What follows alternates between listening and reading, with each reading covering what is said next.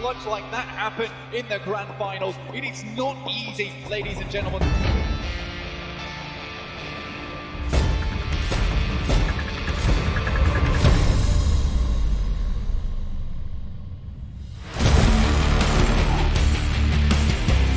That's a good one. That's a banger, and that's a banger indeed.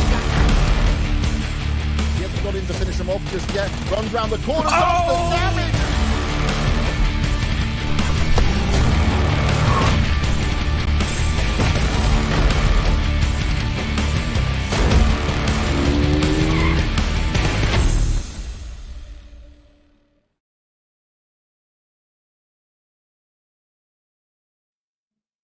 Hello and welcome back to the PUBG Mobile Pro League Africa Spring Split 2022. My name is DK, with me is Proxy, and you guys are joining us right here on our final day of the second Super Weekend. Now, today is going to be absolutely insane because the teams have once again their final opportunity to play their games and, of course, acquire those points and lock in those slots moving into our very first, second Super Weekend. There we go. Not quite sure where it's going, but you got to get the gist of that. Now, Proxy, how are you doing today? Pretty good, and excited to see what the teams are going to be cooking up today. As you said, it's the last day of league play for the second week, and we don't know yet who's going to be going into that second Super Weekend. We don't know yet who's going to be bringing the fire today, because yesterday was a very surprising start. Yeah, and it was indeed quite a very surprising start, and the team's really having quite a bit of a challenging time. But speaking about the teams, let's hop on over just to remind you of all the groups we have. So we've got Group B, C, D, of course, Group E. So all 20 teams are participating today. We are going to be playing it out across our 5 maps with everyone on each of those.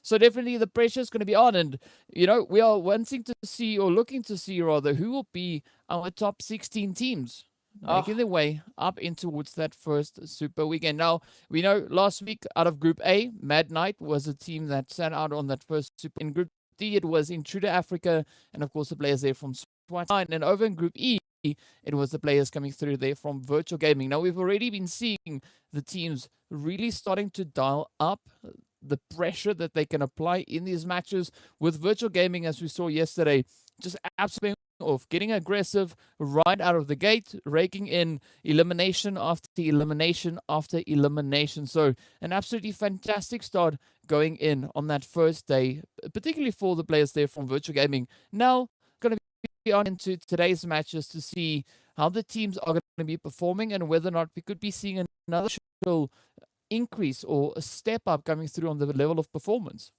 Absolutely, and it's what you would expect from these teams, especially in league play. It's not quite the performance you would expect over on Super Weekend, but they definitely do rise to the occasion to pick up as many points as they absolutely can. And of course, we know how they do that, DK. It's via the point system, it's via those placements and those kills, the age-old combination in Battle Royale, and we've seen that some of the teams really favoring those elimination points.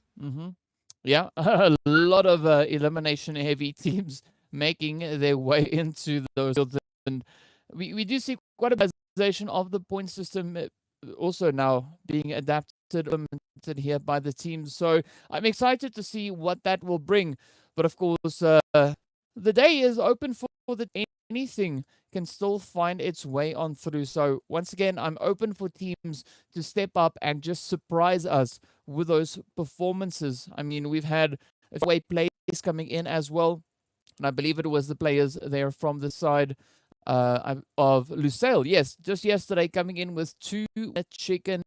So, off to a really, really good start. And as we know, we are currently in our league play phase. As we've mentioned, all 20 teams in those 5 groups, 4 groups per match participating across our 5 matches of the day. Every team will then have an opportunity to play their 4 games for the day. And today is going to be our final day of the second week. After this, it is straight over towards Super Weekend, our top 16 teams moving straight on through. And then we increase it from those 4 matches to 5 matches per day. Everyone playing every single match, and it is going to be over those 3 days. And you know, that is the second Super Weekend. After that, there will only be one more opportunity for teams to bring in some of those much needed points to secure a potential slot in the top 16 overall to make it through up towards the final. So the pressure definitely is starting to mount here for the teams.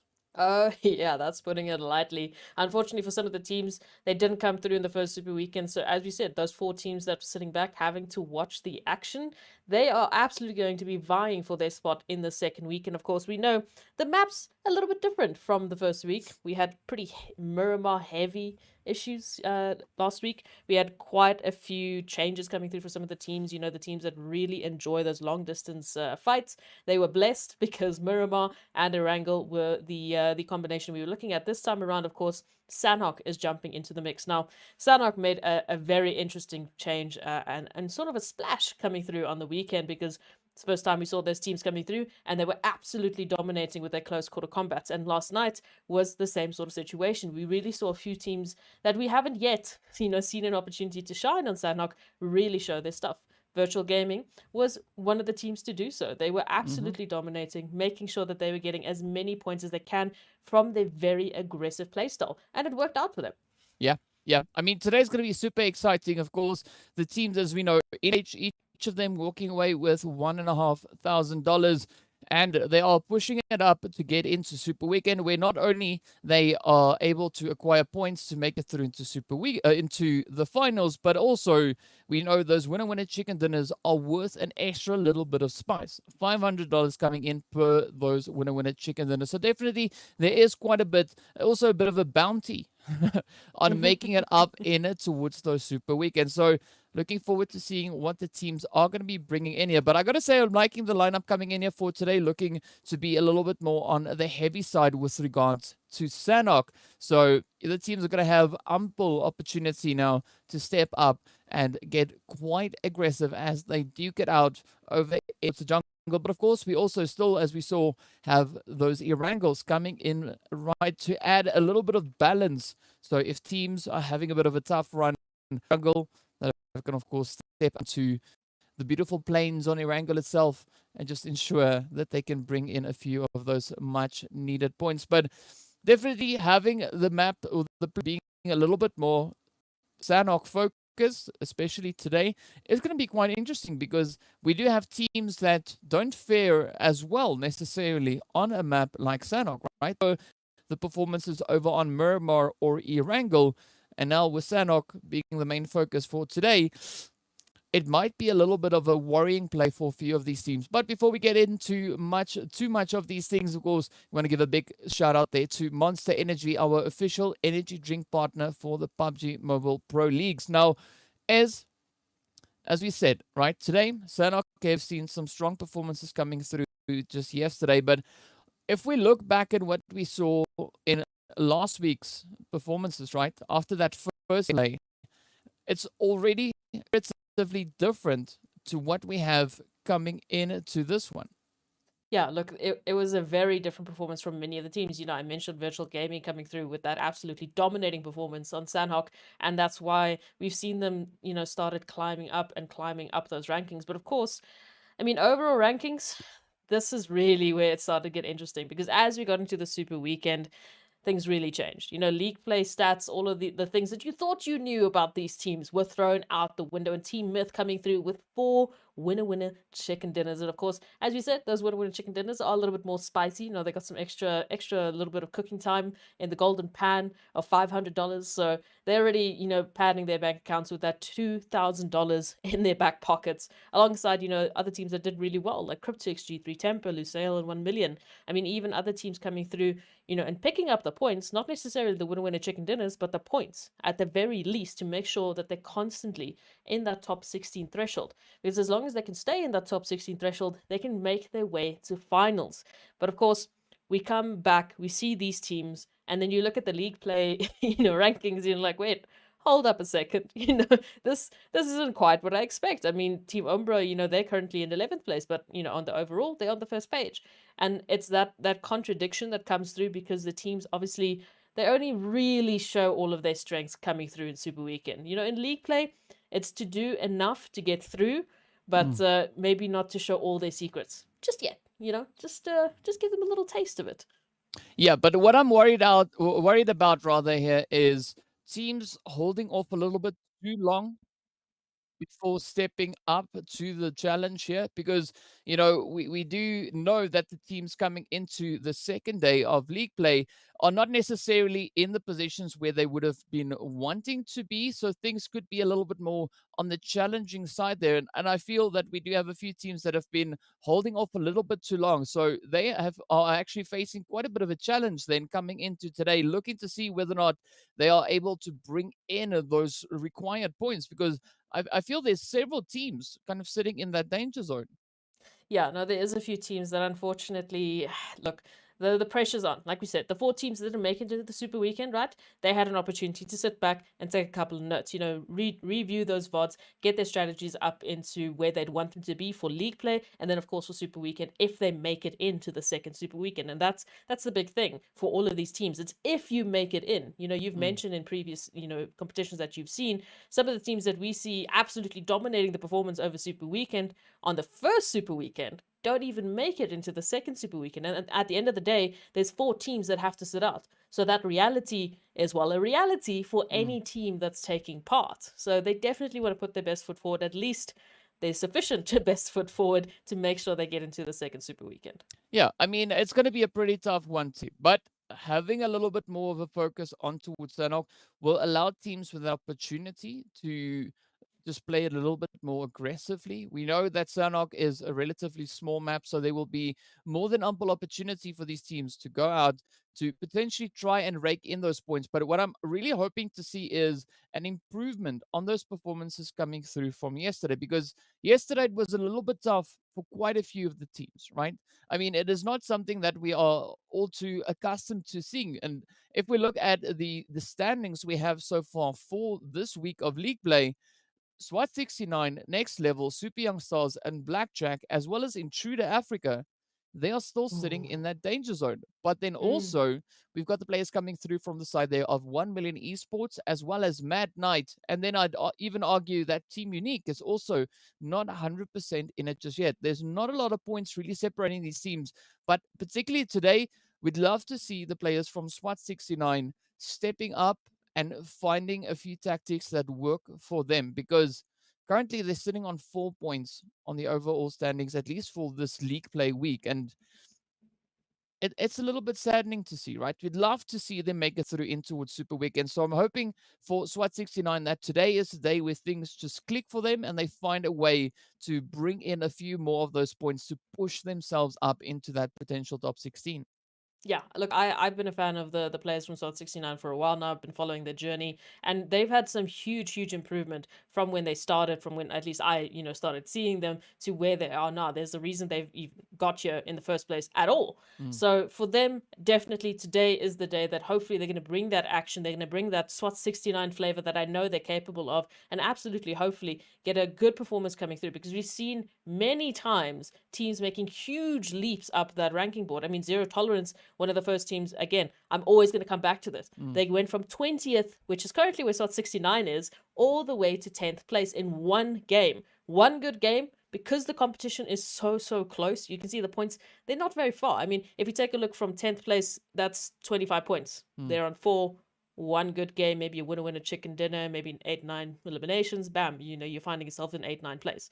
So one good game can get you where you need to be. It's just about making sure that you can either get one good game or get a consistent set of games to just consistently try and climb that leaderboard. Because that's what everyone's trying to do at the end of the day. That threshold is constantly rising.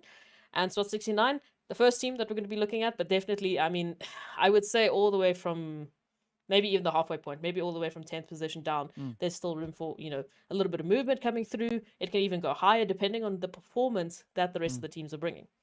Yeah, because we do find all these teams being in very close proximity to each other with regards to the points currently sitting on that leaderboard. And I mean, the point difference coming in between 10th place and 20th place, it's 21 points, right? That is literally one good match.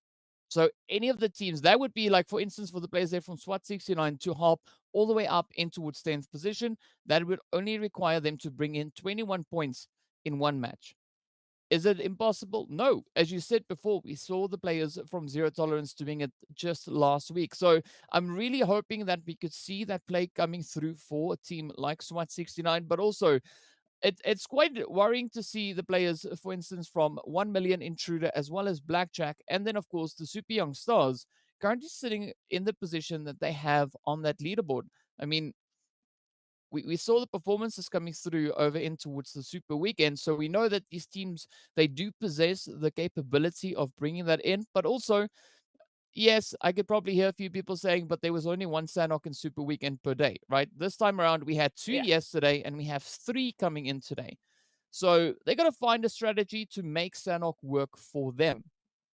And I mean that's the play that all of these teams have to do. So virtual gaming, the first team that we're really seeing rise to the occasion with these Sanhok games, I mean, oof, they were absolutely on a tear yesterday. And a few of the other teams like your G3 Tempers, your Cryptics, and G3 Temper, a good team to note. You know, they're the team that we know absolutely thrives on Murmur. Long Yeah. range battles, long range encounters, that's their bread and butter. But they're still making it work on Sanhok, and it's about that consistency coming through. It's about the decisions that they're making, how they're going to be tackling the game, and how they're reacting to what's happening. Because we know zones can be quite a fun thing. We saw a lot of water being involved yesterday in Sanhok, and that meant that there wasn't a lot of space, unfortunately, for these teams to really work with. But that's that consistency that comes through, and just gradually picking up those points that that helps teams like G3 Temper finding themselves currently in pole position. So it's a lot of opportunities, a lot of changes that could happen. But again, first day done and dusted. Second day is where it's at. This is where we're really going to see who are we going to potentially see go through to the second Super Weekend. Yeah, well, before we get into our first match, of course, we've got to give another big shout out to Oppo. So, with upgrade performance and upgraded fun, celebrate your winning spirit with a brand new Oppo Reno 6 series, the designated smartphones for PUBG Mobile, Middle East, and Africa esports in 2022. Now, we can see that we are getting ready to launch into our first game, heading straight over in towards the lovely Sanhok. So today, the pressure is going to be up. The stakes are going to be up as the teams are heading straight into the jungle to duke it out for that very first match. And as we know, on the map of Sanhok itself, flight path, not too important, right? What's going to be super important, though, is where these teams look to position themselves and also then what that first initial zone does. Oh, absolutely. And I am very curious to see if we're going to be seeing, the involvement of water that we saw yesterday. Because look, Sanhok was already tiny enough. Do we really need to include, the vast majority of water body that is available to just limit it a little bit more further? I'm not sure. But that's going to be up to the zone. Either way, the flight path all the way from Lakawe down towards, that western side, east to west, pretty standard. And zone. Ooh. Zone a little bit more south, still quite a bit of water involved, but I don't think it's as drastic as what we saw with that northwestern side yesterday. Yeah, at least it is a little bit more of a shift coming down towards that southern side. And this is where the teams will now have to try and see if they can dial up the performances here, keep that pressure in. Even though we are moving down towards the southern side, we're not having so much of a terrain difference coming in like we saw moving up in towards that northwestern side. So the teams have a more, I would almost say, a flattened approach, but it's not really flat because we can see there's still a lot of mountainous regions over on towards that southwestern side. But it does give them a little bit of an opportunity here to try and play these angles because up northwest it's really unforgiving. Nah, it's not a fun time. But I mean, I feel like we also saw a few teams unfortunately fall short with those rotations yesterday. You know, maybe making too much of an investment into, okay, where they thought the zone was going to pull. You know, we come back to that actual zone shift, and then all of a sudden it's just absolute chaos. We know we were talking about the Skittles pack that was just exploding onto Sanhok yesterday, and that's definitely what happened quite a bit on Erangel. So I'm curious to see if that's again what we're going to see with Sanhok when the space is much more constricted. Either way, so far for the time being, we're seeing a good spread of teams coming through. I do see 1 million actually taking a hold there of Bootcamp, G3 Tempo a little bit spread up, right alongside Darkness, but it's not looking too crazy just for the time being. We might see next level pull up on Super Young Stars here towards Paradise, as we can see them still busy looting. But I think other than potentially Triple Esports and Blackjack Esports, I don't think we should see any hot drop fights just off Spawn just yet. You know, it's still pretty calm. They still have some time, so just take it easy and enjoy the jungle, as we like to say. Yeah, I mean, I'm not really expecting them to pull out any of those beach chairs and just go chilling somewhere, but they have a little bit more of a relaxed approach, not feeling as much pressure, at least not in this early phase of the game, right? For the time being, there's a lot of space. The teams are respecting the locations for the time being, but now they need to be a little bit more preemptive with their approaches coming into this first initial zone. As we know, they've only got three Sanhoks rather here to try and utilize today. So we want to see the teams trying to move into the zone, trying to take up those more controlling angles and have themselves fortified in defense of the rest of the lobby looking to rotate through. All right. So we already see the players from Zero Tolerance, for instance, in a good position. We've got 1 million also now set up in towards Bootcamp itself, a little bit over on towards that northern side is where we see the side of the Super Young Stars, and of course next level trying to make their progress towards the zone. Super Young Stars already finding that entry point in towards the zone, and now it is just up to Lashin to try and rotate through with a little bit of that pressure coming through from the side of next level. But again, next level not really looking to get overly aggressive just yet. No, I wouldn't expect that they'd want to over-invest into like an early engagement just yet. They want to get themselves set up. Of course, they're still outside the zone, so taking any sort of engagements outside here with all of the teams, you know, just frantically trying to get themselves in the zone might make it a little bit difficult for them later on. So perhaps for the time being, let's just keep it calm and collected, and let's get ourselves a fantastic position to start us off with. I mean, still many long rotations that have to come through here. Yeah, there's going to be quite a few of those to potentially find their way in. But I mean, again, it's going to be where these teams are looking to prioritize those positions, right? We do see G3 moving up just on towards the high ground here, and this could be a beautiful setup because we've got the players from Darkness down in towards None, and then over on the opposite end is where we have the players from the side there of Intruder. But they got to just try and find themselves in a strong position, looking to find a spot that they could potentially defend for the longest time possible here.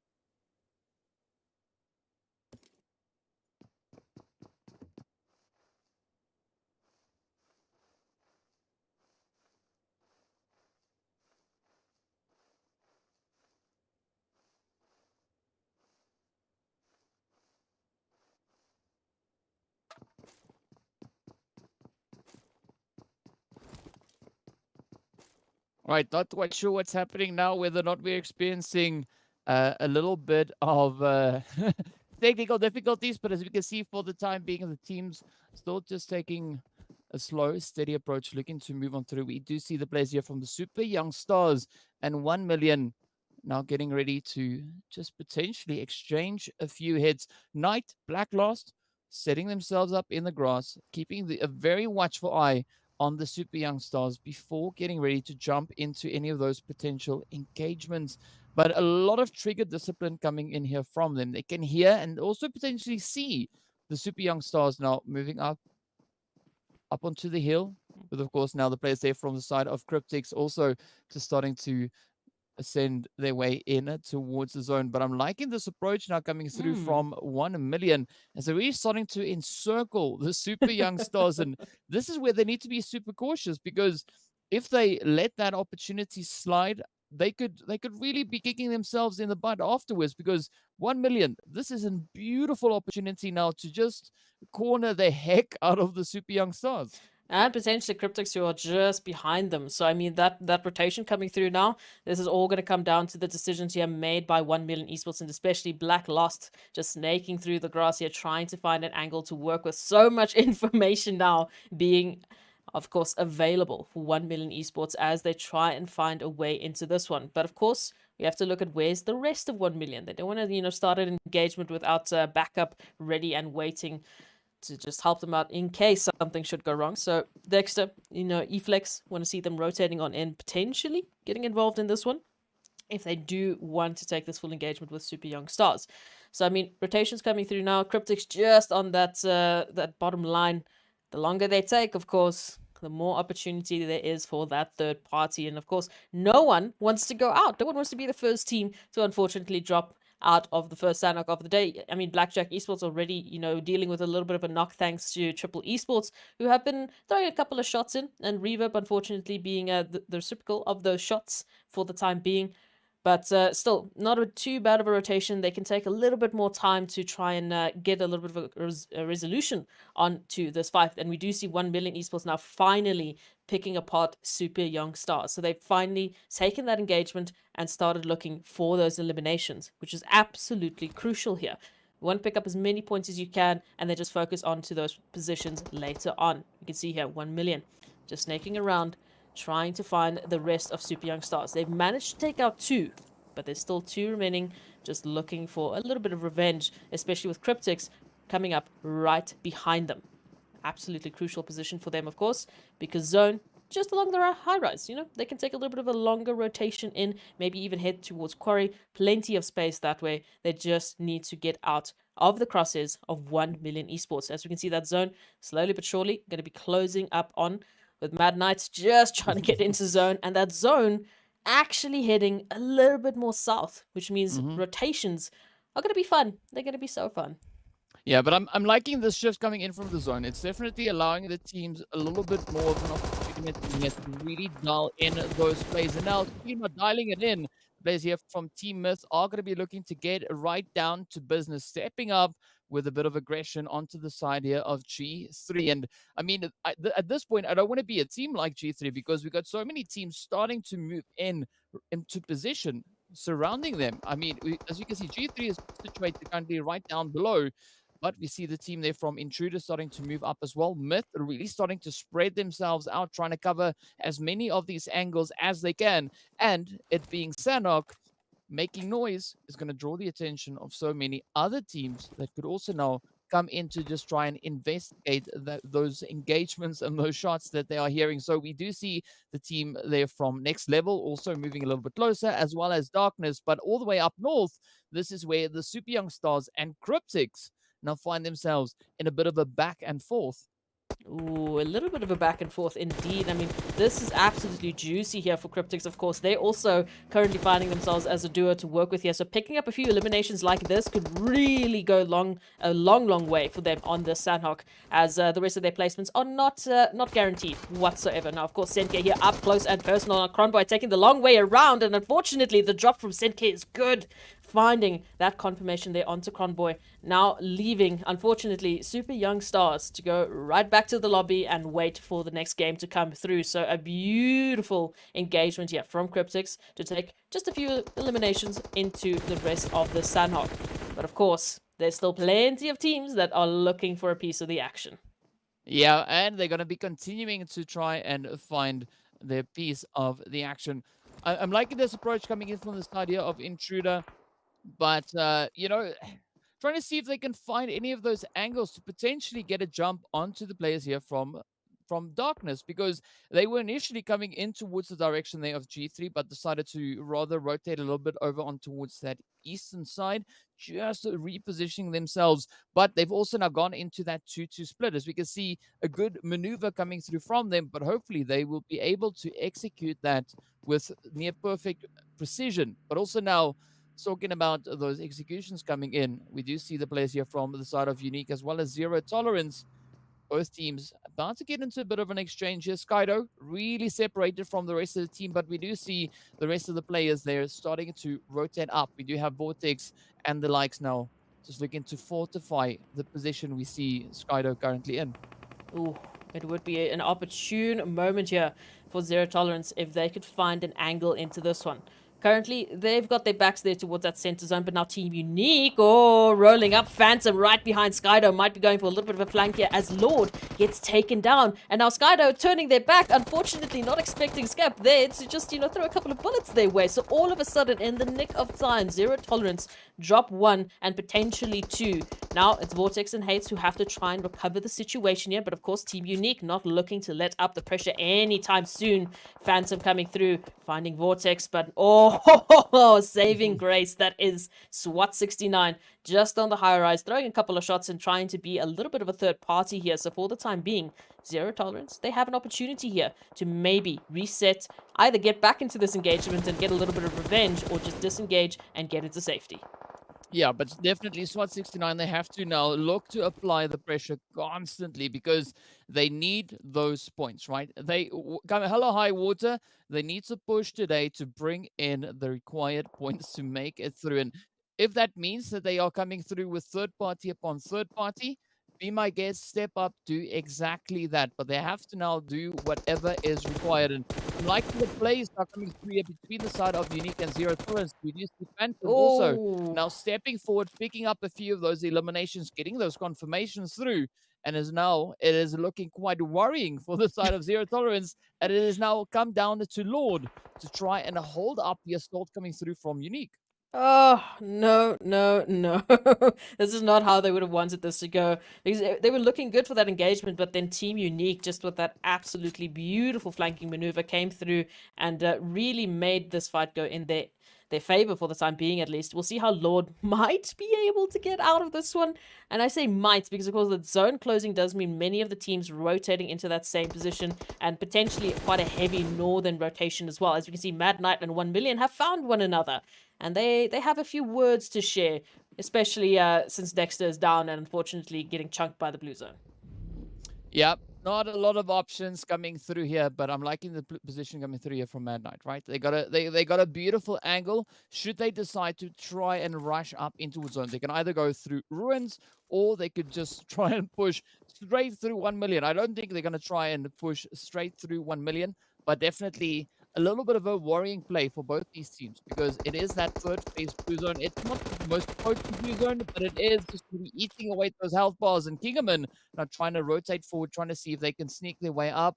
But a quick stop being put to that. Now, this is where 1 million have to try and prioritize getting that rotation pulled off because the more time they spend in the blue, the more they spend sipping on the blue zone, the more challenging it is going to be for them to make it through because we see blue zone is not waiting around for anybody. It is now continuing its efforts, moving further and further forward. And already 1 million 500 meters away from zone. It doesn't seem like much, but on a map like Sanhok, it's easy to get distracted with these plays out in the blue zone. And before you know it, blue zone comes swooping through and it sends you right back into the lobby.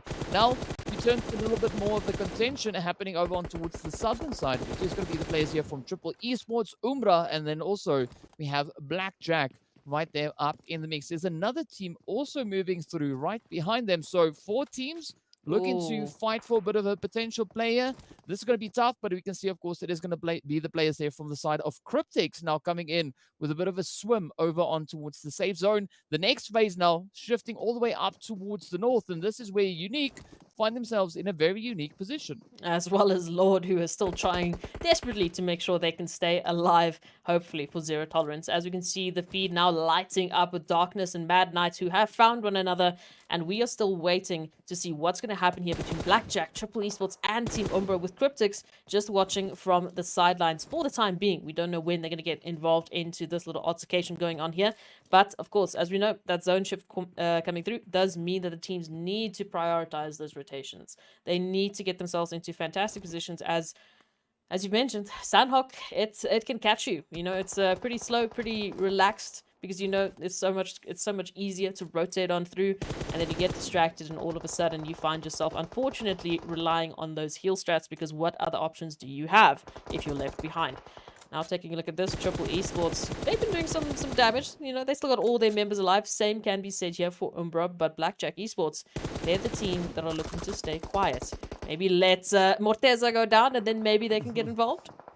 Yeah, nothing wrong with that approach though, but they can't wait too long, expend too much time before getting it down to business. And we do see them now looking to strike up behind the players here from Triple Esports, with that bringing in a beautiful, beautiful squad wipe. That is what we love to see. 4 eliminations now on the board for the side of Blackjack, and a very wounded Team Umbra positioned just up ahead of them. So some good plays coming through, but Umbra now having an opportunity to get that reset. G3 now having to pack their bags and make their way back into the lobby. Myth, meanwhile, is going to be looking to apply the pressure now onto the players here from 1 million. And up comes those hits as Broly sends a beautiful grenade in. Ooh. Knight now cooking one up just outside, but Broly is not even going to be too phased by that as he rushes straight on forward, putting an end to 1 million's play in this game. Now the pressure is on, because we do see the players there from Darkness also just playing it up on the hill. Farok even on the opposite end, now trying to get all the way towards Lord there from Zero Tolerance. So a very confident approach, right, coming through from the players here of Myth. And I mean, I don't blame them. They had to deal with G3 Temper and then immediately dealt with 1 million. So it's going good for them so far. But Farok, be careful. There's a snake in the grass and their name is Lord. Looking to just get a little elimination out here, especially for Zero Tolerance, to try and stay into this one. Just pick up any points as possible. And Lord actually managing to do so. So Myth, unfortunately, going to have to say goodbye to Farok. And Lord, of course, I mean, unfortunately, you know, just shouting and screaming, hey, I'm here, but at least picking up an elimination to boot. Now, that zone still favoring both Team Unique and Lord, of course, as we can see, but Myth just on the edge, just on the cusp of getting into safety. But look at that southern rotation coming through, that southern migration even coming through from the rest of the teams.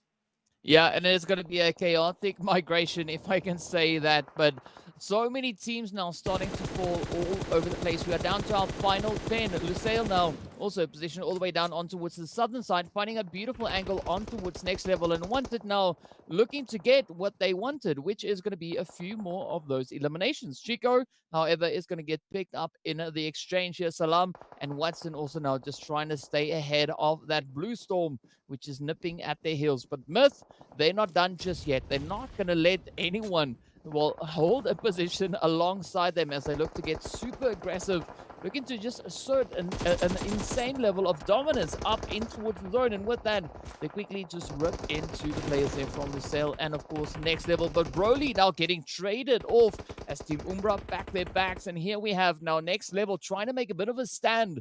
But it is going to be a difficult one, because we can see Unique now also starting to venture a little bit further forward. And next level now getting caught in a bit of an uncomfortable position here. We can see so many teams still surrounding them. Oh, absolutely. Everyone just vying for a position here in the zone. And it's absolute chaos. You can see Lusail trying to rotate through the blue zone, but right into next level they go. And right to a Lars crosshair, but a beautiful trade coming through thanks to the nades. Now all of a sudden, this contention between Lusail and next level has turned up a little bit of a notch here. Salam trying to find Azar here. Nice little connection there, but the drop down from Azar might be good. Not yet. Next level gets sent packing. Lusail Esports still in this one for the time being. As we know, many of the other teams still making rotations. Now Darkness feeling the brunt of the action, thanks to Intruders, of course. Yeah, we even saw the players there from Myth also now getting sent away, and it's a little bit devastating, but still, they cause so much carnage in this lobby. And with that, it is our final 5 teams. 2 teams already having a position set up in this phase, right? It is going to be the side of Darkness and Intruder almost having that angle. We can see them just on the edge, just on the cusp of making it into this next phase. Unique and Lusail are still going to be fighting it out, trying to rotate up from that southern side. But SWAT 69, they are still alive. They are still in it. They are looking to bring in those placement points. And I said we wanted to see them improve, and it's like they heard our prayers. And that is exactly what they're looking to bring into this very first start of the day. But now, Pressure continues to mount. We see Phantom trying to laser them down from out in the blue zone, getting caught up by the tree. Is this going to be the end for Phantom? What? There we go.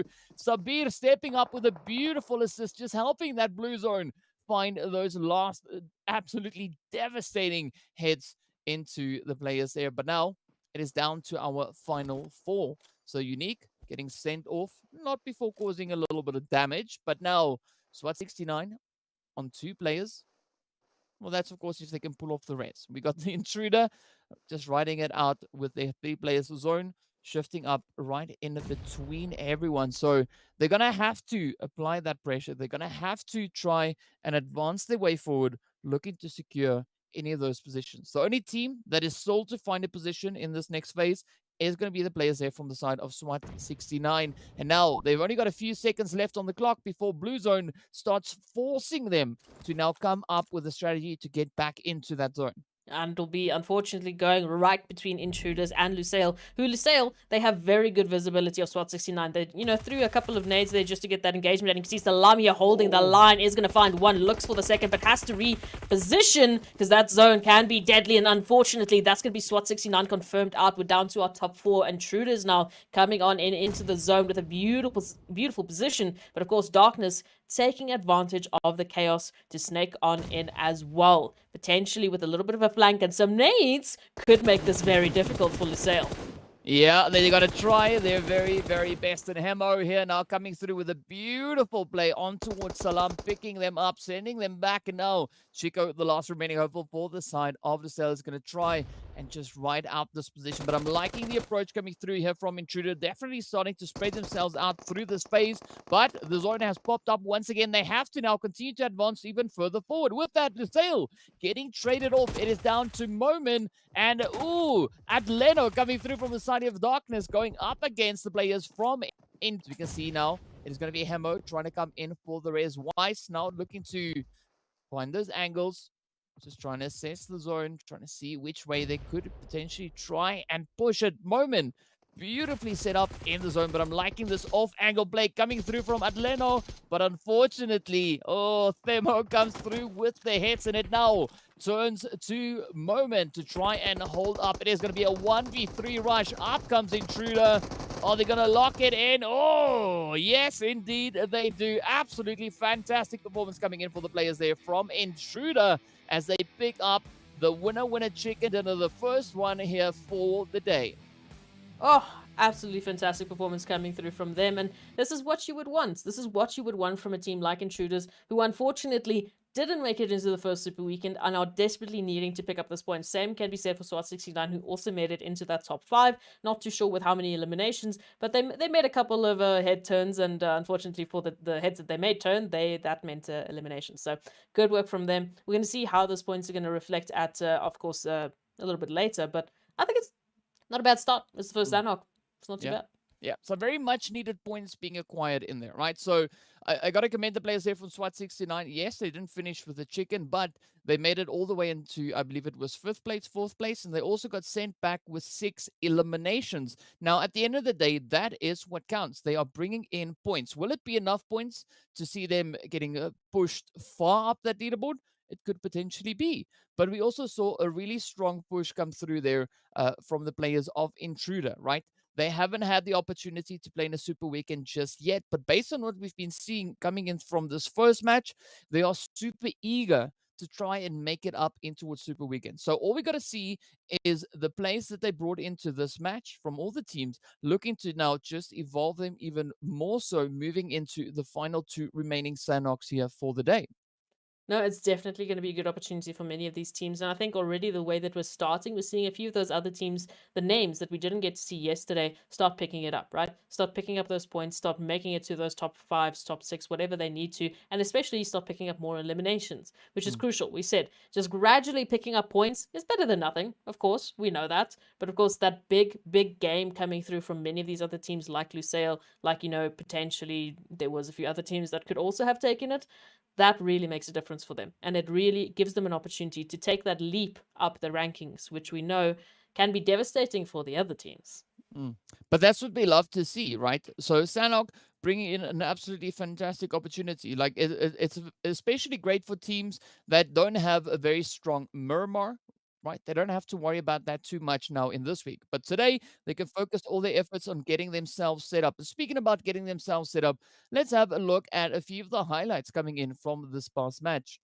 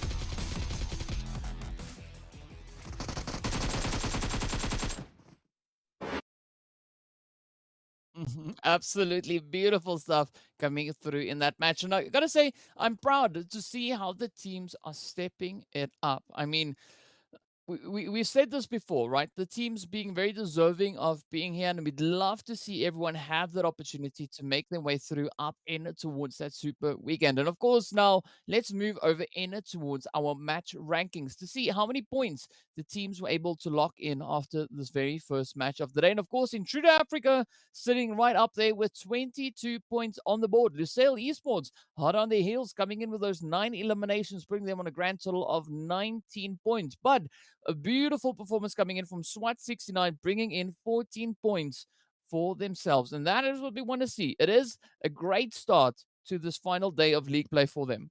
Oh, absolutely. And I'm hoping that this is going to continue. I don't want this just to be great starts and then it, trickles down. So I want to see a little bit more coming through from SWAT 69 as we progress during the day. And that can be said for all of the teams. They want to put their best push forward for today because it's the last opportunity they have to qualify for Super Weekend.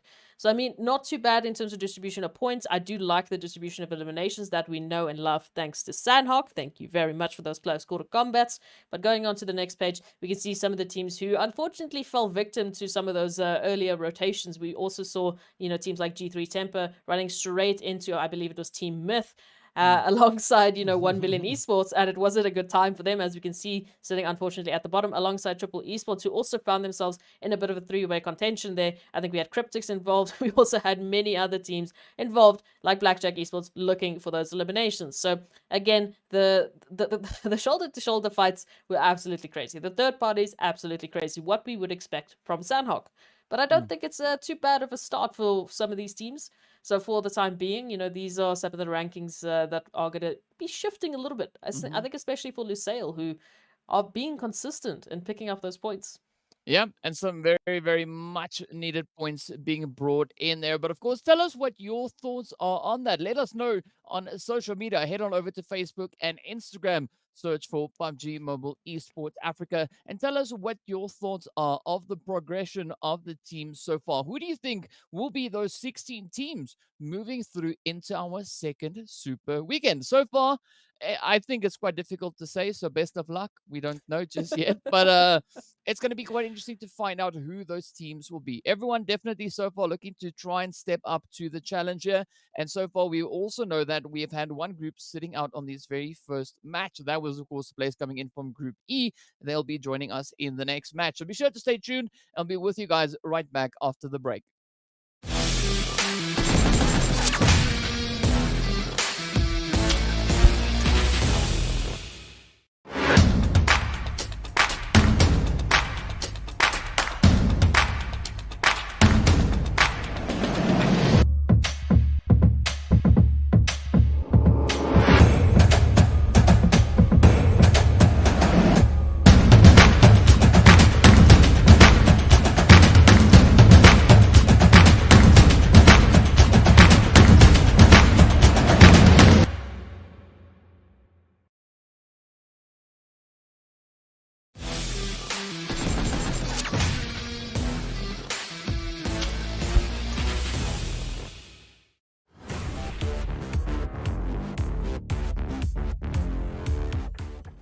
Hi, how are you doing today? Feeling good, and you? That's great. Listen, please introduce yourself and your team. My name is Tom, undefeated overseas, and my team name is Sanhok, the winner of first PMCO in Africa. Well, there we go. Pretty big title to be holding up there. And now, first off, I want to ask you, how are you feeling right now, just before the event starts? I'm gonna say I'm feeling confident, like excited as well, like because this is the first time we're having like a PMPO in Africa, so I'm really excited for the event. Well, I'm also quite excited to see what the event's going to bring. Now, I want to ask you, have there been any changes to your team compared to the team you had last year? Oh yeah, pretty much. We just recruited like 2 new members to our team, Zeus and Plaza. Ooh, well, that sounds quite interesting. Now, what are your expectations of your team going into the upcoming PMPL season? We're very much confident and we're very excited for the new PMPL, and we just want to show people our skills and try our best to win. Oh, there we go. Nothing wrong with that. Now, I want to ask you a little bit of a tricky question, right? What is your ultimate goal or ambition? My goal is to reach PMGC and try to, qualify for the finals. That's my main goal. Oh, well, setting the bar relatively high on that one. Now, what kind of preparations did you guys go through before coming to the PMPL? We've been playing a lot of scrims, classics, and TDMs against each other, and we've been trying our best to improve ourselves individually, and yeah, we're pretty much just training every day.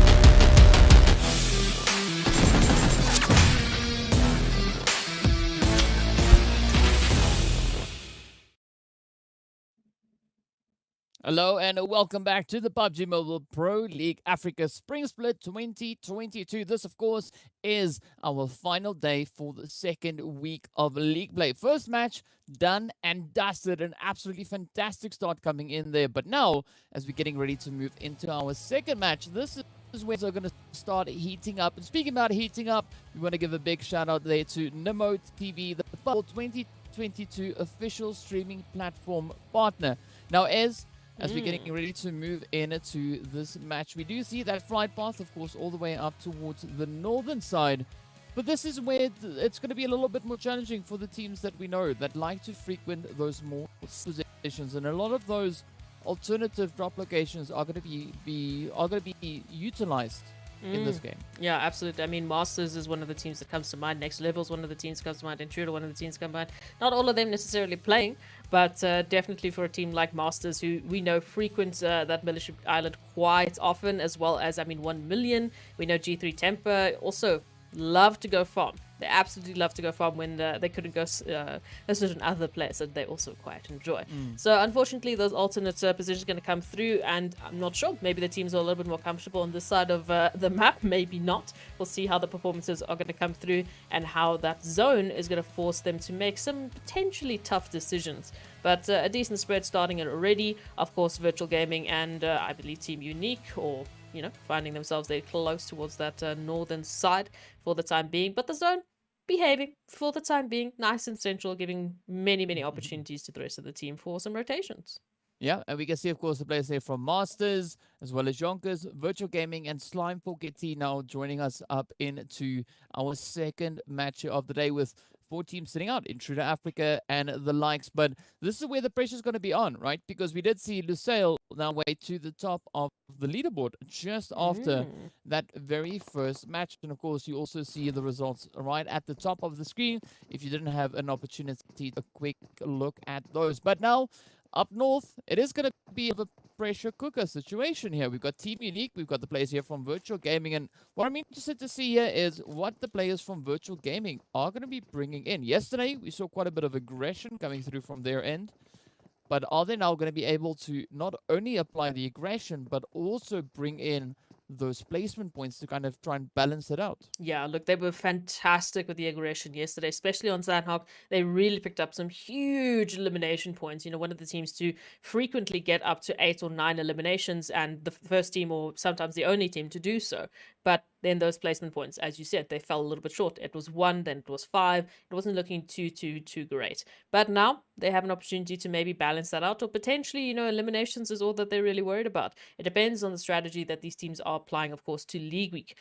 At the end of the day, they want to do well enough to get themselves into Super Weekend. So that's the goal here. That is the goal. Get yourself into top 16 and make sure at least that you give yourself a little bit of a buffer zone here.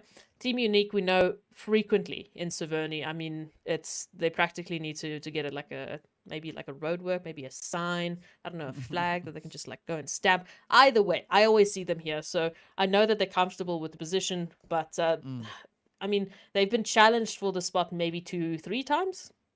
Yeah, not all too often, but I mean, the stakes are going to be high, right? No matter how you look at it, the teams will have to try and keep the pressure up. Yes, Virtual Gaming currently sitting up in 8th place with the 41 points locked in, and then of course the players coming in from the side of Unique now moving themselves up into 12th place. We just saw at the top of the screen. So a few interesting positions can still come from this, but as we look onto where the rest of position, I mean, we've got Masters, Mad Knight, Blackjack, 1 million, all sitting on the exact same amount of points, 20, right? SWAT 69, 2 points behind them. Next Level, 3 points behind. And then, of course, we got the Super Young Stars, 8 points behind. So, it's going to be tough. I mean, all the way from 13th place, 20th place, we're going to be seeing a lot of shifting coming in there between the teams that find themselves in position. So if you're one of those teams, you got to keep your focus on all the way. You got to play as good of a game as you can, looking to ensure some late plays, making it up into those very late phases, because we know that's where the placement points lie, right? They lie in those very late phases, and on your way into those later phases, those later stages of the game, you're going to have to try and bring in those eliminations as well. So fortunately for Unique and of course the players coming in here from virtual, this could be that opportunity now for them to lock in of those potential eliminations. And you were talking about other positions, you know, Team YONKOUS and Team Umbra finding themselves very close to one another, and YONKOUS above that threshold, Team Umbra not necessarily. But we were talking about this contention, and here is the final trigger. Virtual Gaming now looking for those confirmations onto Unique, but unfortunately it's a 1-for-1 trade as they look at a little bit of a different approach into this one. So I mean, equal opportunity for both teams to pick up some beautiful eliminations, and I love how equal this engagement is.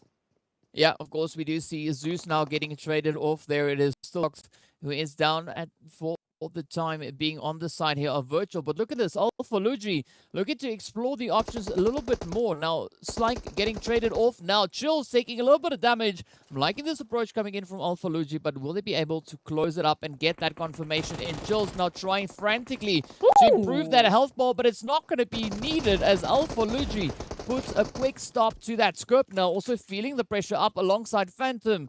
We're just trying to hold on to this attic position, but Petrox and the rest of the players here from the side of Virtual Gaming not going to be letting them get us yet, and I'm expecting to potentially see a nade getting sent up through that little window we can see on the side, but well, it doesn't seem like they're even too bothered by that as they come rushing straight on forward, putting the hits up into the side of Team Unique and putting top. But fortunately, Unique, they were able to find that one elimination, so they're not going back empty-handed.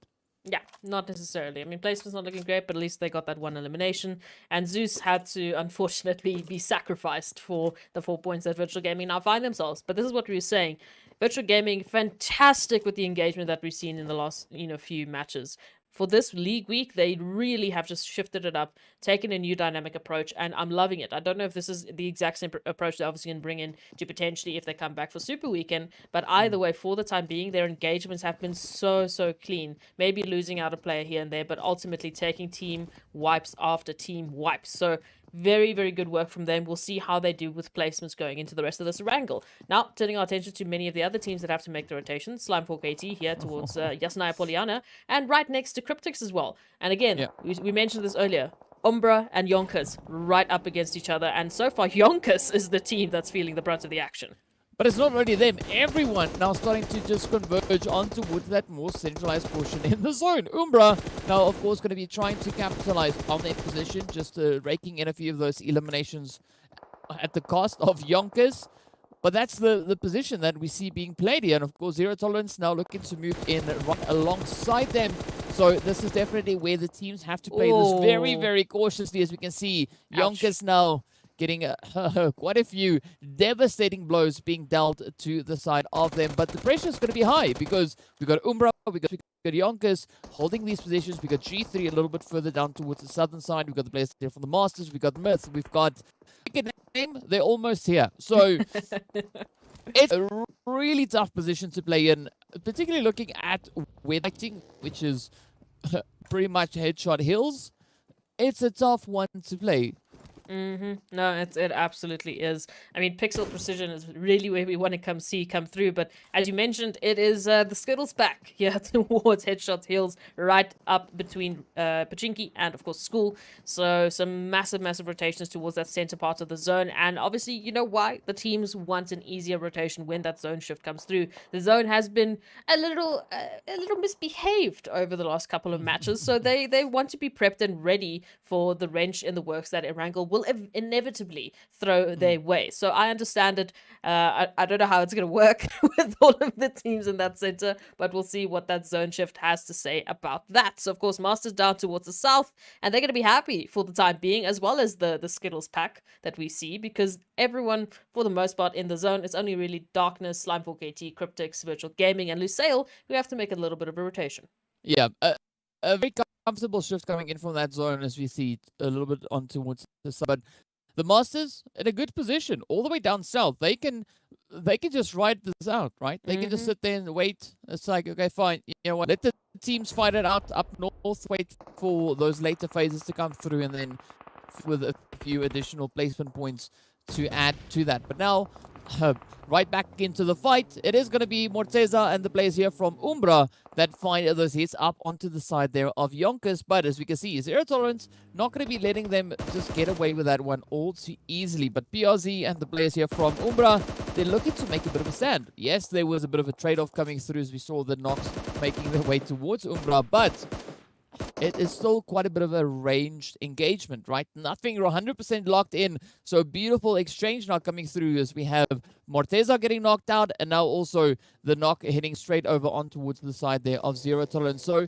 it does seem to be relatively fair. I mean, Hate's getting traded off, and now it is up to the rest of Zero Tolerance to try and see if they can find those to get a bit of a jump on the team of Umbra. But the rotations now starting to make their way on through. Shadowwind looking for a quick reposition. Not even going to be trying to take a cautious approach. Comes rushing straight alongside them. And this is what we like to see, because on their ranged assaults, accuracy a little bit more difficult to dial in. When you're up close and personal, I mean, it is a Sanhok, so why not just get straight into the close quarter engagements? Absolutely, and I love the approach Team Umbra is coming through with a little bit of a distraction thanks to the vehicle, and Shadowin using the cover to absolute perfection, but they need to be careful. They got that res up onto Hate, so Zero Tolerance is back into this one for the time being. They've got some members here to work with, and they're trying to use it to the best of their abilities. Morteza now down, confirmation just narrowly missing the mark, but wasted in Shadowin, now trying to find an option here to get back into it, and out of the buggy goes PRZ,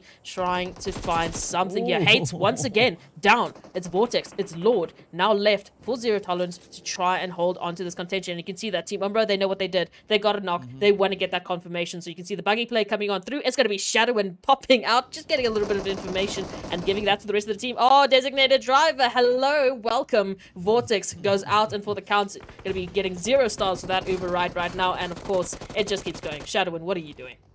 Yeah, I mean, it's a pretty interesting approach that they are taking here. Hates, of course, on, but now we see Lord quickly repositioning, falling back on towards that sunken city. Now it is going to be a tough one for Lord as he gets taken up to Hates, but unfortunately wasted, lays waste to them, and with that, Zero Tolerance have to pack their bags. I'm surprised to see that Morteza is still up. Even though they've been able to bring in 70 eliminations, Morteza has just been a little bit of a bullet magnet, as we saw that knock and that re-knock coming through. But now they've got to be careful, because up comes Virtual Gaming, looking to move in. Morteza, again, taking the damage.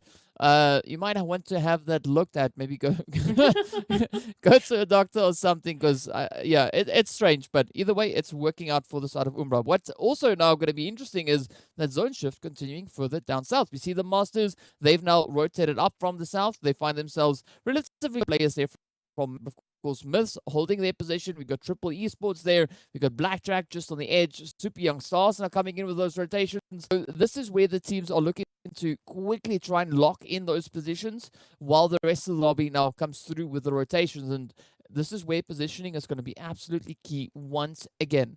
Yeah, I like the position here coming through from Mad Knight. They have a nice little high rise there to work with. It's just going to be about those positions. As we know, teams are going to flock to any open spot they can find. And if that spot isn't open, well, they might make it open, and that will be running right through you as well. Now, of course, still many teams that have to find some sort of an angle to work with here with this zone. Of course, most of it looking at a little bit of water action, so not a lot of space, as you would want on this potential shift. But Darkness, of course, setting themselves up here, just trying to find a couple eliminations, as, of course, Morteza, as you said, just the bullet magnet today for Team Umbra. Once again, first it was Zero Tolerance, now, of course, it is Darkness. But many teams finding some beautiful opportunities here to get involved. And I mean, Virtual Gaming, they've actually taken quite a long rotation, so they didn't quite yet get involved with Team Umbra, who are currently running right past Darkness and Slime 4KT. And you see G3 Tempo and Triple, right? Cryptics is right behind them.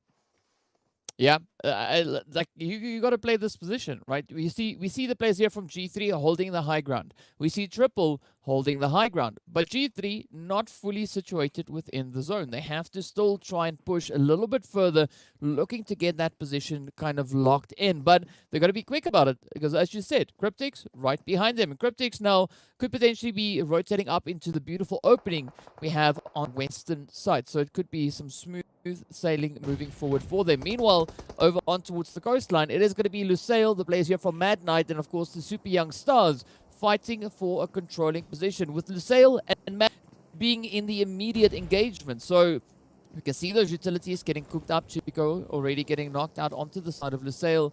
But are they going to be able to try and just leverage this? Because some beautiful strats coming, bring in a few of those preemptive hits, potentially trying to get that knock. But Watson just trying to get a bit of a lay of the land here, right? Trying to see which potential angles they could be playing. But a beautiful 2-2 swing in from Mad Knight.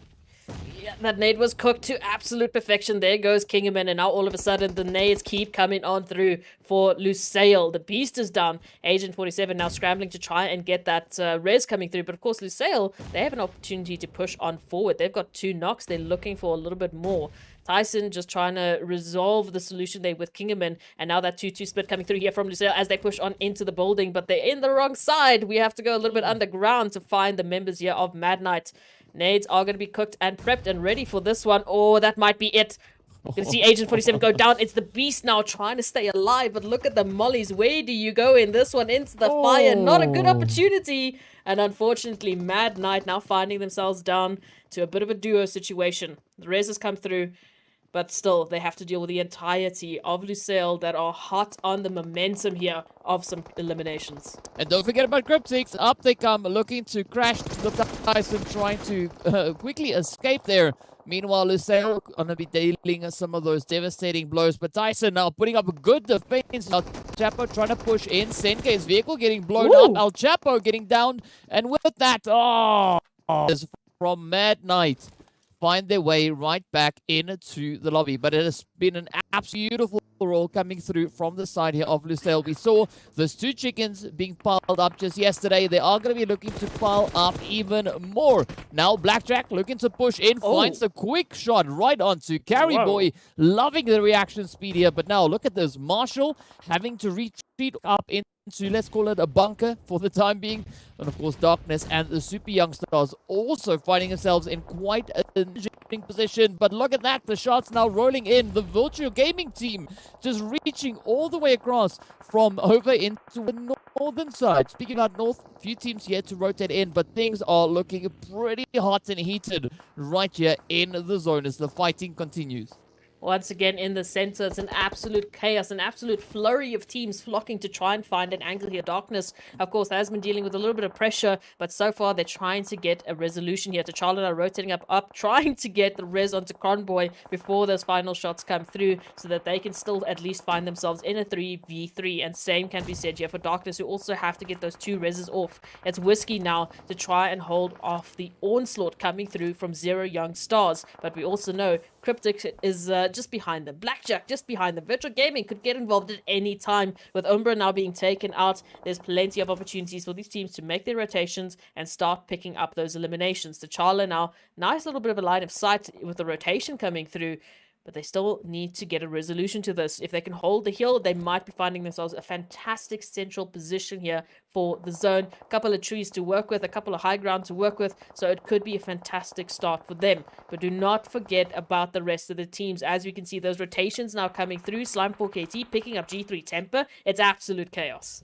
Yep, and I want to point out Umbra, right? 11 eliminations, right? They went to town on the teams up in that northern side, and unfortunately they weren't able to make it into the next phase successfully. But the pressure now going to continue to build as we see Slime rolling in from the north, come behind the players here from Darkness. Super Young Stars still caught in a very uncomfortable position. Marshall is not going to be budging just yet. We can see him, of course, just looking around. But the nades now getting sent out here from the Super Young Stars, looking to pick up those hits. But Aimer not even going to be waiting around for that as 4KT apply the pressure as they see the on to the players there from Darkness. Atletico having to pack their bags. The zone shifting over on towards that eastern side, and this is where things are going to get pretty dang difficult. Of course, Virtual Gaming up on the north. Beautiful setup they've got, but now where's the fight's going to be? Because so many teams still positioned on this edge. Pressure is now going to turn to the players there from Blackjack, as well as Super Young Stars and Darkness, as they are now having to defend their positions from those rotations coming through. But of course, well, it is going to be a pretty tough one for Whiskey Roman. We saw them getting raised on up. Will they be able, though, to make enough of a stand to cause a nice, lovely dent into the side here of the Super Young Stars? That's going to be the question coming through. And of course, with all of the noise that's being made, it just gives an opportunity for Slime 4KT to pull on up to Super Young Stars, looking for a dent of their own. And our moment just from that from that back line going to be finding at least one onto Slime 4KT, but not for long as Darkness gets taken out. Now their attention turns to Cronboy and Lash, and the last remaining hopefuls here for Super Young Stars that are all of a sudden feeling a little bit of the taste of their own action as they potentially get themselves outnumbered. But Slime 4KT, they can unfortunately thank Darkness for a little bit of a mismatch of numbers that they see themselves in. It's just Plaza and Aimer that have to work to get past Super Young Stars, because that zone shift pulls towards Myth. They have to move into zone. They have to get through these teams if they want safety. And right now, Super Young Stars nicely spread out to try and work with the contention. But Triple Esports, oh no, we're talking about Cronboy. Look at the angles that they have to work with here. We're down to 8 teams remaining. It is looking absolutely devastating, right? But the teams are not going to be letting these fights go just yet. We do also see in the feed that the players there from the side of the Masters are taking several hits. They are down to only one. That is, of course, Sin, who's been able to rotate up into zone. Of course, the players here from Blackjack are going to be trying on to a bit of a controlling position on the edge of the west. Up comes Lusail, also now looking to push on through, but look at that, Myth picking up a quick, sneaky, cheeky hit right in towards the side there of Blackjack. 4KT is still applying the pressure on towards the Super Young Stars. You can see Cronboy, Charlotte down for the time being. Lashin having repositioned a little bit further inwards could be a good call, but with that, the confirmation comes through as Cronboy now get confirmed on Lusail, sneaking their way around that edge. It's really starting to spread themselves out over on towards that eastern side. So this could be some really good anticipation coming through from the side of Myth. They are yet to find any eliminations. They have had a few knocks, but not getting those confirmations locked in just yet. Meanwhile, Slime 4KT sitting on, that is what we love to see, but now they got to focus. They got to keep on Cryptics, of course, getting traded off there as Marshall was forced to rotate the blue zone, not leaving them with many other options. But now, still, a lot of contention coming in on this western side. But things are easing up a slight tad bit as the zone has moved up in towards that western direction. Yeah, it's just a little bit close towards that center position. Unfortunately for Sin, it's going to be an uncomfortable rotation to boot, but we'll see how long they can last with this one. Now, Myth moving on up into the zone, with Blackjack still trying to find an angle here onto Lusail, and they at least find Watson.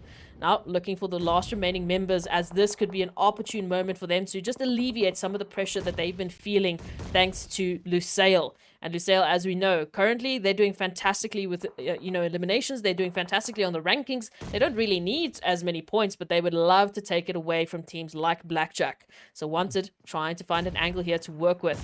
It's Zane, it's Lelouch right up ahead of them, but the time that they peek out could be the time that they take a couple of knocks, and now Lusail trying to reposition and see how they can rotate out of this one, because of course that blue zone is going to come through at some time or another, with Lashin, the last remaining from Super Young Stars, being taken out. Now third parties, there's an opportunity here, but still Lusail push on forward, try to find Blackjack. Where do they go? Yeah, there's not a lot of options really here for them. And of course, Blackjack also now just feeling a little bit of that pressure, trying to get that anchor point set up, and at the same time looking to defend this position from Lusail, who wants to push. And Blackjack, of course, being one of the teams in dire need of those points. But here we go now, the shots come through, and with that, Blackjack put a very quick stop to the advances there from Lusail. We are down to our final 5 teams. Myth, of course, now also getting a little bit closer, looking to set themselves up in the zone. Looking to show some dominance here, but Blackjack and Myth, the two riding on 4, but look at the shots here as Moment comes peeking around the corner, finding a beautiful angle onto the players there as Reverb now gets traded off. But will we see Blackjack being able to bounce back from this? And here is going to be quite a bit of a challenge now for them, but Lelouch trying to come through with the shots, and Moment getting traded off, not before, at least finding a beautiful hit, but now Slimefolk AT stepping up, coming in with a third party on top of that. I mean, this is just such a tough position.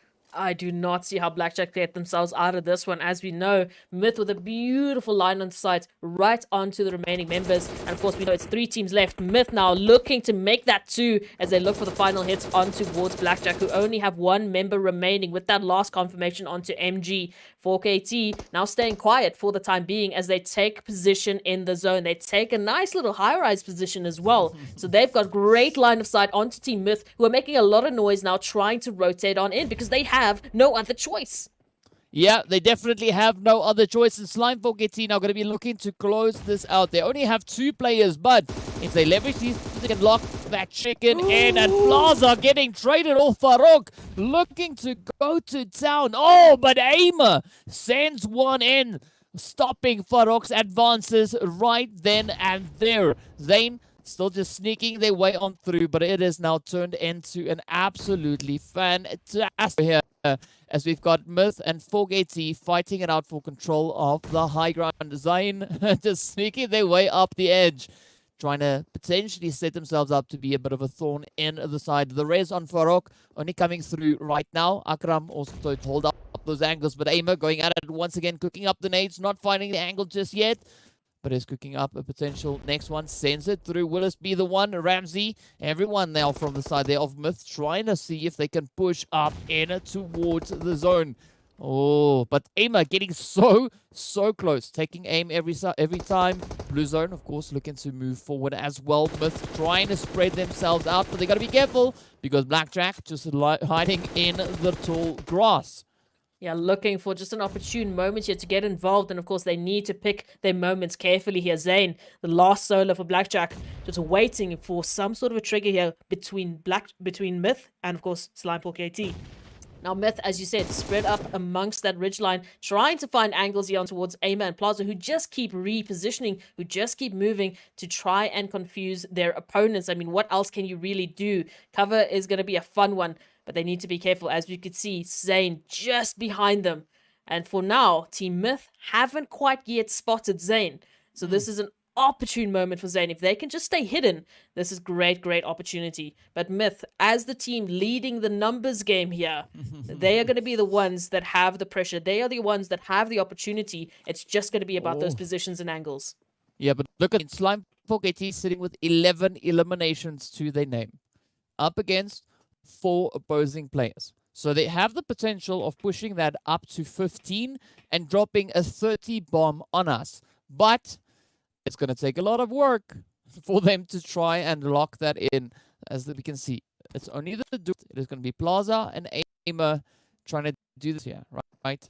Akram could assist a little bit in that, but Zane just utilizing out of that vehicle, does not want to get out in the open. But Zane currently only players situated within. I mean, Myth not having many options here. Zane sends, picks up the molly on towards Akram, and now to Farouk and Ramsey to try and make their way through the zone. The blue zone, of course, is going to start closing up on them as well, forcing them to continue to push further and further forward. Up comes Farouk. Aimer just up ahead, just trying to become one with that tree. But will this be the setup Aimer has been waiting for? They could find the angle. Akram getting traded off as well. Here we go. The confirmation coming through. So Zane still in it. But will he be in it to win it? We have no idea. But it's going to be our final snake off. And, well, one of the students here, Slimefolk AT, making the way on through. The trade-off comes through. There we go. Farouk getting sent down. It is Plaza taking quite a nice chunk of health out there, but down also now goes Aimer. Plaza trying to quickly recover that. Hazi trying to also just inch their way around. Zane's there with the confirmation onto Aimer. Plaza still a bit dumbstruck from that push coming through as Zane just capitalizes on the element of surprise. But Plaza now inching their way a little bit further forward. It's going to be a 1v1v1. Oh no! Oh, no. Zane picks up Ramsey up ahead. Come on. Will this be the one for Ramsey? Zane to close it out. The shots come through. And oh, indeed it goes to the side of Team Myth as they lock it in. And what an absolutely insane play that was. It was down to the very last moment. Absolutely crazy. Oh, so Zane, we were talking about it, you know, picking the right opportunity to get involved, and they definitely did so. I mean, not only were they able to actually take out Slime 4KT, actually take out, you know, some of the members there of Team Myth, but they got to second place. And again, Team Myth, I mean, just absolute kudos to them for managing to just make it on through. Came down to the absolute wire, but they still picked up that winner chicken dinner. And again, we can't fault Slime 4KT. They picked up, a disgusting amounts of eliminations in that Erangel. Yeah, that was a very good play coming through there from the side of Slime 4KT. I mean, even though they didn't make it up to the winner chicken dinner, it's still going to be an absolutely fantastic match for them. And that is what we like to see, right? Teams stepping up and kind of just pushing the capabilities, or not really the capabilities, but just pushing the expectation, I'd rather say, right? Because we know Slime is a team that can perform exceptionally well. And they just reminded us of that. English, please. But it's so great to see the teams continuously changing it up. You know, we have such dominating performances coming through in the first week of league play, but in the second week, it's a completely different shift of the dynamic. Yep, it's what we want to see. You know, we want to see that continuous improvement coming through from the teams. They had ample opportunity to go and review the VODs. They had ample opportunity, whether they were sitting out, whether they were playing, to sort of feel how the competition is changing, you know, how they are shifting, what their focuses are, and what they can do to actually combat that, which is, again, what we're seeing coming through here. And that's just going to keep going as we keep moving through the league weeks, as we keep moving through the super weekends, all the way up into our finals. So again, if you think you know who's going to be taking it, again, I threw out my stat book yesterday again because I don't trust it anymore. It's lying to me because it will. The teams are constantly pushing that envelope.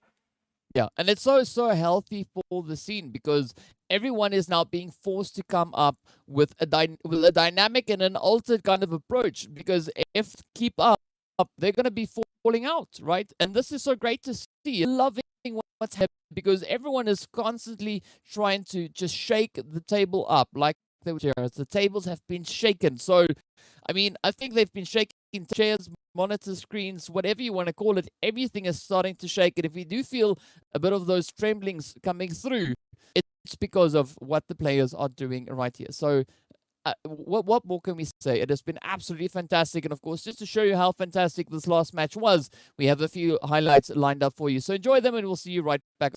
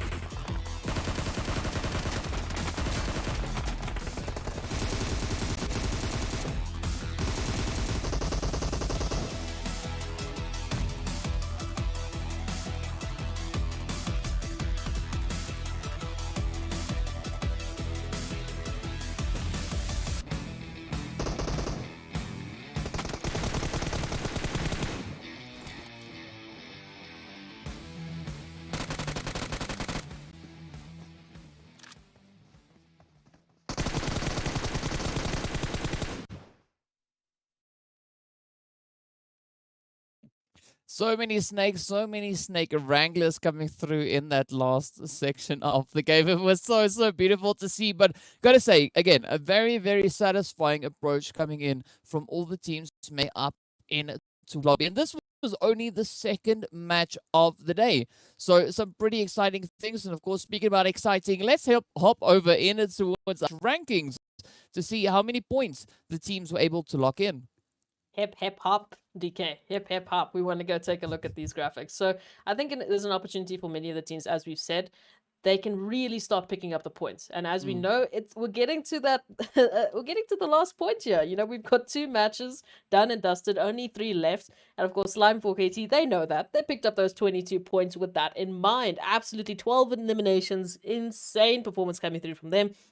Blackjack Esports, they really need to be shouting Zane's name right now, making it all the way up into second place. And of course, they did a beautiful performance there to pick up those 9 eliminations along the way as well. Only 1 point behind Slime 4KT. And of course, our winner chicken dinner team, they picked up those 4 eliminations, but only 19 points because they were staying calm and collected, focusing on those placements. You know, they weren't really involved in many of the engagements we saw early on because they had a fantastic position. Yeah, and of course, we also saw really strong performance coming in there from the players of the side from Umbra. But now we need to see how this all impacts the overall standings. And as we move in, we can see Lusail maintaining the side up at the top. They're sitting on 78 points. Slime hot on their heels, coming in on 71. Of course, Cryptics moving into that 3rd position. Team Myths also right there up alongside them. And of course, G3 Temper also now sharing the exact same amount of points, sitting on 61. But this is what we love. Virtual Gaming finding themselves right in a strong finish. Of course, Blackjack also moving up. They started off the day being down in the bottom 4 position, and this time we see them positioned much higher up. Of course, Triple Esports also up in the mix alongside the players there from YONKOUS. Umbra coming in, and it's still, if we look at the point distribution, it is still very much neck and neck. But it's great to see the likes of Intruder Africa sitting up in that 13th position. But now, final page, these are the teams in a little bit of trouble, right? They only have so many more matches left to go, and I'm hoping to see them potentially pulling it off. I definitely do want to see them, you know, picking up a little bit more points, especially SWAT 69. They are picking up a little bit of something. We said they started the day off with 4 points, already finding themselves on 18, so definitely making the push. But as is the rest of the teams. We saw Blackjack Esports, they were finding themselves in 17th position when we started today, now in 9th. Fantastic jump for them, and there's so much more games, well, 3 more games to come through for them to pick up as many points as they possibly can. Yeah, some really great plays coming through, but of course we've got a few more matches to go. But before we go anywhere, I want to give a big shout out to Monster Energy, our official energy for the PUBG Mobile Pro League. So we are going to be taking a quick break while we get ready for our 3rd match of the day. Of course, returning right back into Sanhok. So be sure to stay tuned, and we'll see you right back up.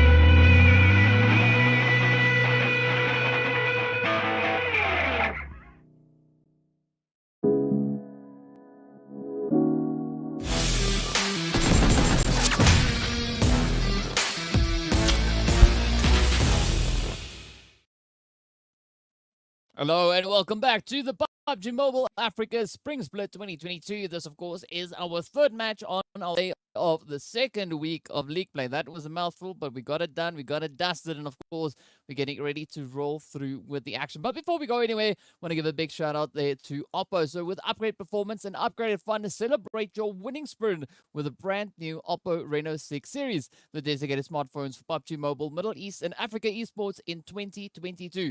Now, as we get to move into our third match, of course, this is going to be our second visit over on towards Sanhok. We'd love to hear what your thoughts are. Tell us over on social media who you think will be the teams to come in with the winner chicken dinners this time around. Head towards Facebook and Instagram. Let us know on the PUBG Mobile Esports Africa page what your thoughts are. Now, we're getting ready to head straight back in towards the jungle. And I do expect things to get a little bit hot and heated and potentially a lot of uncomfortable. Definitely coming through from that southern side flight zone. I think it's going to give plenty of opportunities for the teams, of course, to get their designated flight path, their flight drop site, all of that. But what we do know is that there are a certain few teams that really do shine on, as you said, this hot and heavy map, which is, of course, the teams that take those early engagements like Virtual Gaming, who have really been shining on this. Even Cryptics, who've been managing, those constant three-way fights. It's been very, very crazy for a few of these teams. But of course, our focus is on the teams that currently find themselves towards the bottom of that overall rankings for the league play of week 2. So, I mean, that's 1 million esports, SWAT 69, Next Level, Super Young Stars, and maybe even we can go further up to, say, Mad Knight, Masters, etc., etc. Still plenty of opportunities for these teams to take a very big shift. But that's going to start off with, of course, Sanhok, which means plenty of eliminations to go around. Oh yes, and of course we do see a little bit of that hot drop action now coming up in towards bootcamp with Slime 4KT and 1 million going toe to toe. We also see it over in towards Sami, where it is going to be the players there from Super Young Stars and Team Unique. So the potential hot drop action coming through, but now we need to wait and see what these teams are going to be doing with those positions. Are they going to be looking to get aggressive on towards each other, or was it just a lovely happenstance coming through here? Of course, now the teams will have to make those decisions and decide which way they're going to be looking to play this one out. At least all the way out Sami, things are looking a little bit more on the relaxed end. There's no major threat coming through for either Unique or the Super Young Stars, but it is still going to be a little bit of a potential pressure position for both these teams to try and play it out. So they have to be a little cautious on that approach. But we did see teams now also making those positions up in towards the northwestern side. And up in bootcamp, it's going to be Slime 4KT, and it's coming in from 1 million. So we want to see a runaway from who? We don't know. But, I'm open for takers. Yeah, look, I really do want to see a runaway performance from anyone finding themselves in pretty much, 12th position down. I mean, there's still huge opportunities for these shifts, for these huge leaps to come through because the competition is so tight. It's only a couple of points that is really splitting them up. I mean, if you take 20th, sitting on 16th, going all the way up to 13th, sitting on, 36, that's one good game and bam, you've got it. You've got an opportunity to come through to the second super weekend. So, Slime 4KT, we know they're no stranger to hot drops here on bootcamp in Sanhok, but how will 1 million esports deal with that? Of course, we saw them on the first map taking this position and having a good time. Super Young Stars now are the current team, finding themselves with those 16 points, looking to pick it up on, but Joker going down, not going to be the start they wanted. They're not going to be the start they wanted, but it could potentially be the start that Super Young Stars need to try and push through now, because they are currently sitting with 16 points on the board. They need as many points as they can find. They are starting to run out of matches. After this one, they only have one more to go. And already we see Lash now getting added to the count there. But up comes a quick retaliation as Chills gets traded off. Ron Boy stepping up, putting down Scope. Slyke also getting downed. And that is what we call a bounce back coming in from the side here of the Super Young Stars. Just shining like a few stars here, but let's see. Will they be able to close it up? The last player left to try and go through. It's going to be Fanboy hopping in the window, looking to apply the pressure. Up the red is just being pulled out on outside, and down they go. Beautiful play as the Super Young Stars add on the points to the board. That is what we love. And of course, Super Young Stars losing one player along the way, but they'll be fine. 4 eliminations and a fantastic start to the action right here on Sanhok. They just need some placement points. I mean, from a performance like that, they could already finding themselves there in that 17th position. So getting good placement points, that could be what they need to find themselves in that top 16. We'll see how it goes along. Of course, Joker had to be the sacrifice there, but still plenty of opportunity. Still 3 members in this one, so still an opportunity for them to take it further. Now talking about our other hot drop, which is of course Slime 4KT and 1 million.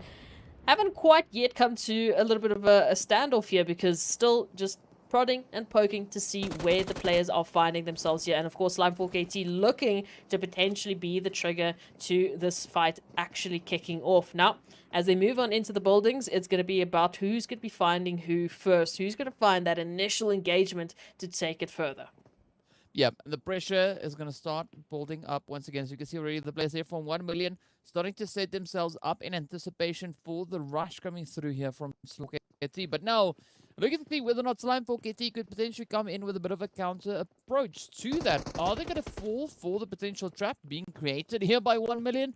Or will they try and bring in a different strategy? As we know, that bottom floor is open, at least for the most part.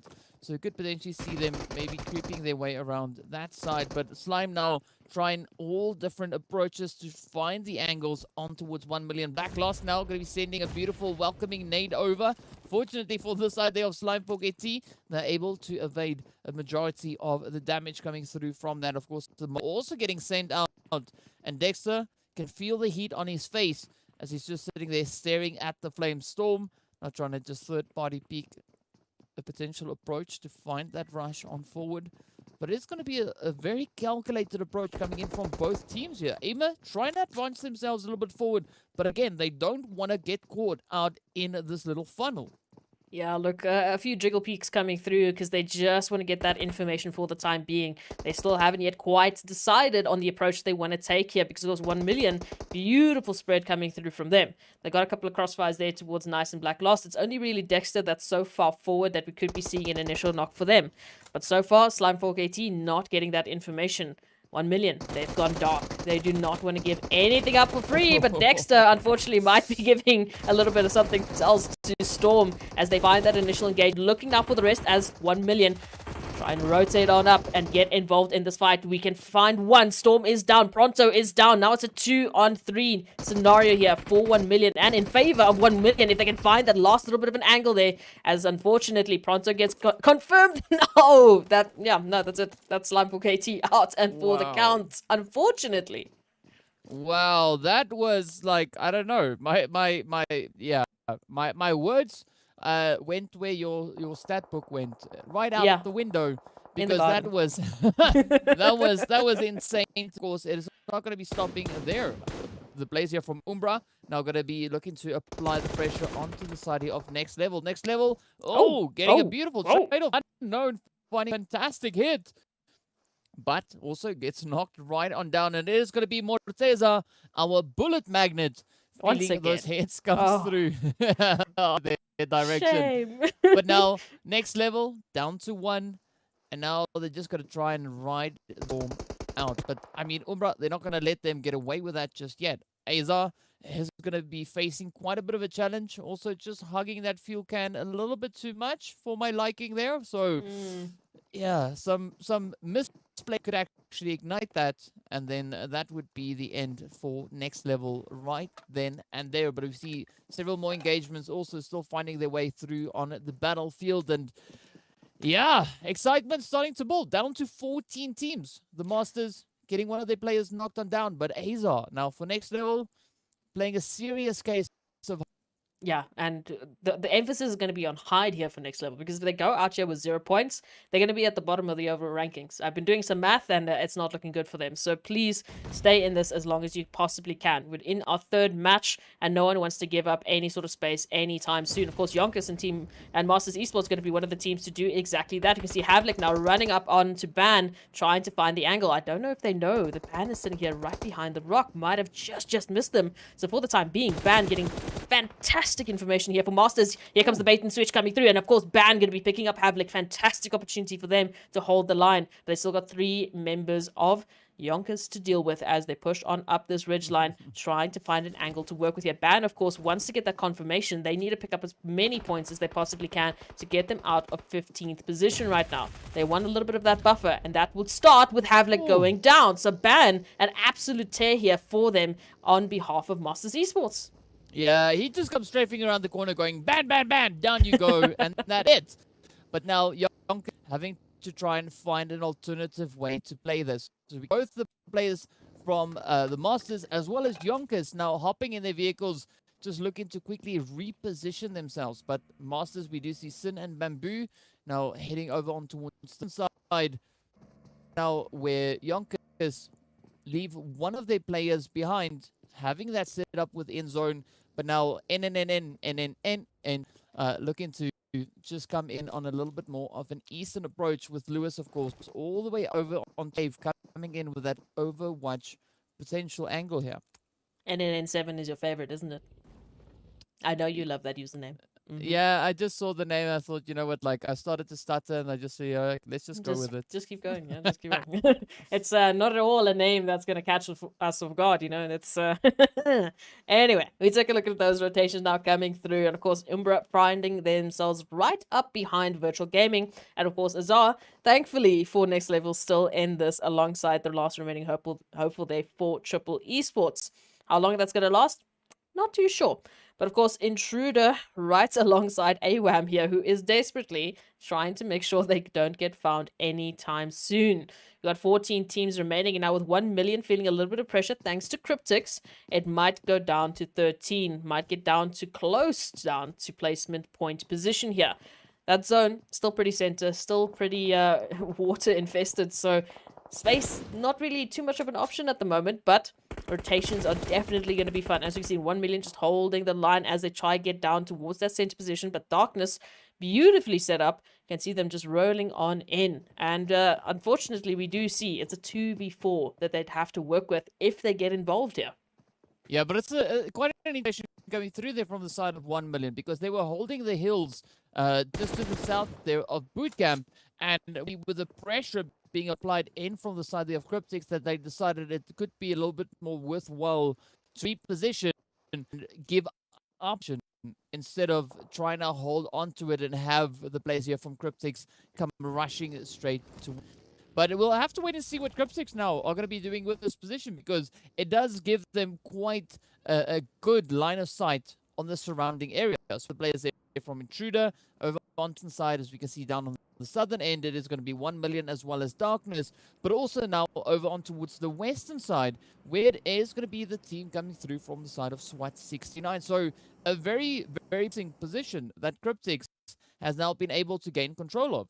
I think it's also a tough position that the YONKOUS are finding themselves in, because they're making quite a late rotation in, and they're going to be pulling up right alongside Masters Esports, who are still, you know, fully prepped up and ready for any sort of engagement that they can look at. So you can see NNN7 and Lewis just slightly pulling back, maybe waiting for the information that Ruff can actually provide them to see how they can apply this pressure. But that zone, once again, centering up quite nicely to the majority of our teams.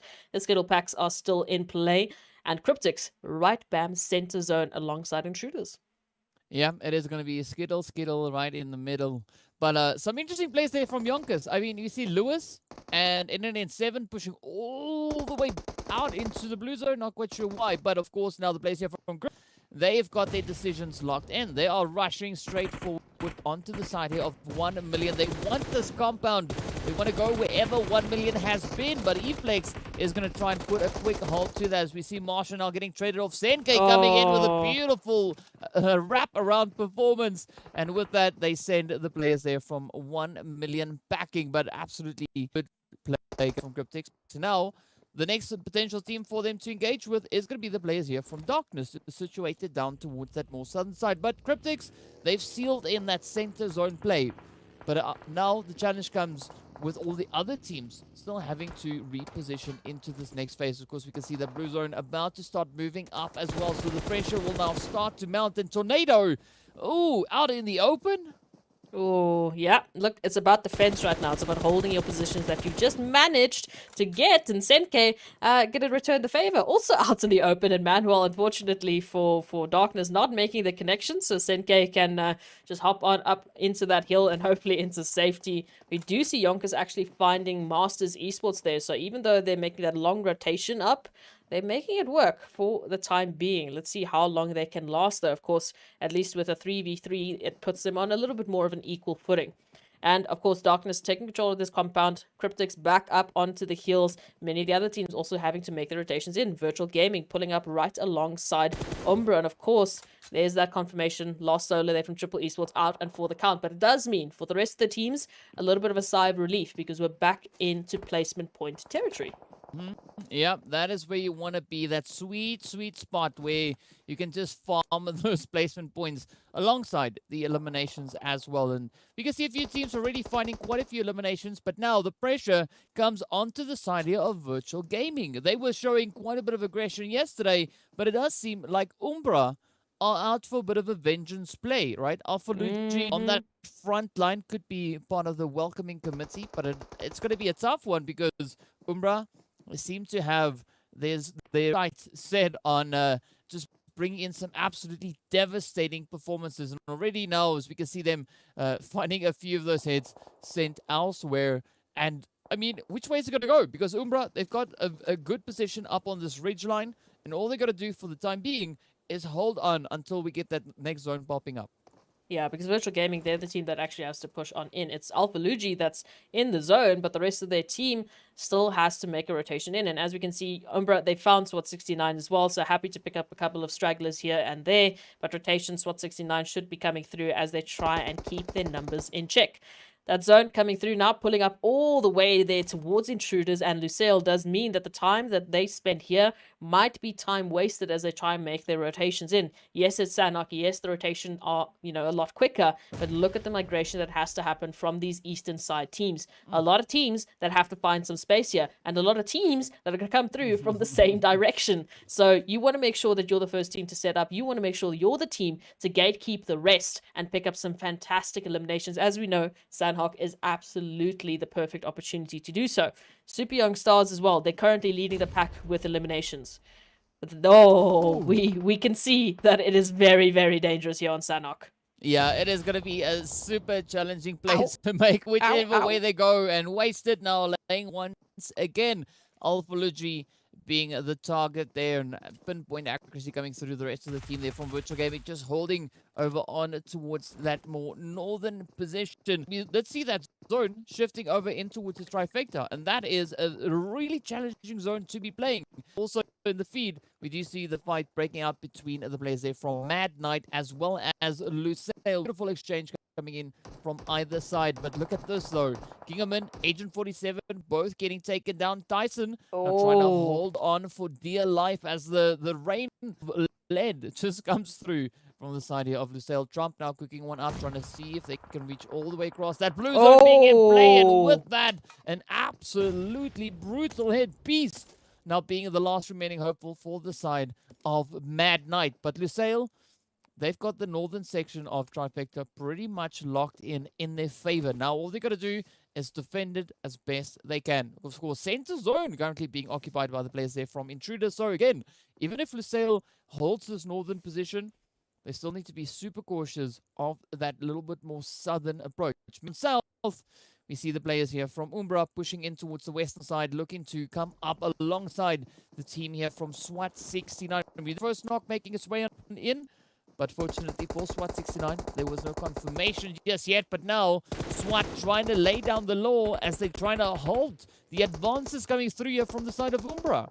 Oh, Umbra kicking down the door, looking to start the engagement here as all the nades are being prepped and thrown their way of SWAT 69. Next level, unfortunately, getting taken out with that solo confirmation coming through. And PRZ taking quite a few leads themselves with the blue zone as they try push on up closer to SWAT 69, who currently have the first foot in the door with the zone. It's Umbra that have to make the rotation in. They have to go through SWAT 69, who they've now obviously alerted to their presence, that they want to get in, and SWAT 69 have an opportunity opportunity here to just gatekeep and hold the line. Wasted very close to that line indeed, as nades keep flowing on in. And Umbra desperately trying to get in the zone. But we saw these snakes in the grass, they deal some damage, and Shadowin being taken down alongside Lashin. As we can see in the feed, it is absolute chaos. How is Team Umbra going to manage this? Yeah, I don't know. It's going to be a super tough one. But all SWAT 69 needs to do here is just keep the pressure up, because Wasted and Morteza cannot stay in the blue for too long. And they just got to clean up these edges, as we see Yash now doing there, stepping forward and just assisting with the absolute carnage we see unfolding onto the side here of Umbra. Morteza is going to be the last one left for the to make a quick rush. But SWAT 69 getting hit as well, as Cryptics now come in. Umbra getting sent back into the lobby. SWAT 9 also right there alongside them. Absolutely brutal stuff. I mean, Cryptics just capitalizing on the angles that they've got here. Look at this beautiful spread. They're utilizing the position here to the absolute fullest, but they don't have position locked in the zone just yet. Up comes Bamboo now from the side of Masters. Oh, but he gets spotted out, and down they go. And with that, we are down to only 8 remaining. INTRUDER looking absolutely fantastic. Bring in a little bit of that 2-2 split. Rauf and Weiss, they're going to have to now play a super aggressive defensive game here. Absolutely. They can hold the line against Cryptics, but will they hold the line against Super Young Stars, who I was going to say is the only other team that we can really see in the zone? But once again, zone blessed. Intruders will be thanking the zone as they find the only compound still within safety. Cryptics, of course, just on the other side, have to make that swim over, but they're going to have to do it through absolute lead being thrown at their faces, thanks to Intruder, who, as you mentioned, holding a very aggressive line as they're trying to manage all of the teams trying to get in. They want to gatekeep everyone and anyone they can find, even Virtual Gaming, as one shot gets taken out. And really fantastic opportunity here for Intruder to pick up some huge eliminations and some huge placement points, just about how they managed it. Again, Super Young Stars coming on up from behind them, and they have a beautiful line of sight to potentially get this third party. Yeah, but it is looking pretty tough now for the side of Cryptics, as Intruder Africa, it's just capitalizing and utilizing their position with near perfection as they now close it up, and with that, send the players from Cryptics right back into the lobby. Up comes Virtual Gaming to get a swing of things. Well, Lusail having to pack their bags and make their way back into lobby. It's down to only 6 remaining teams.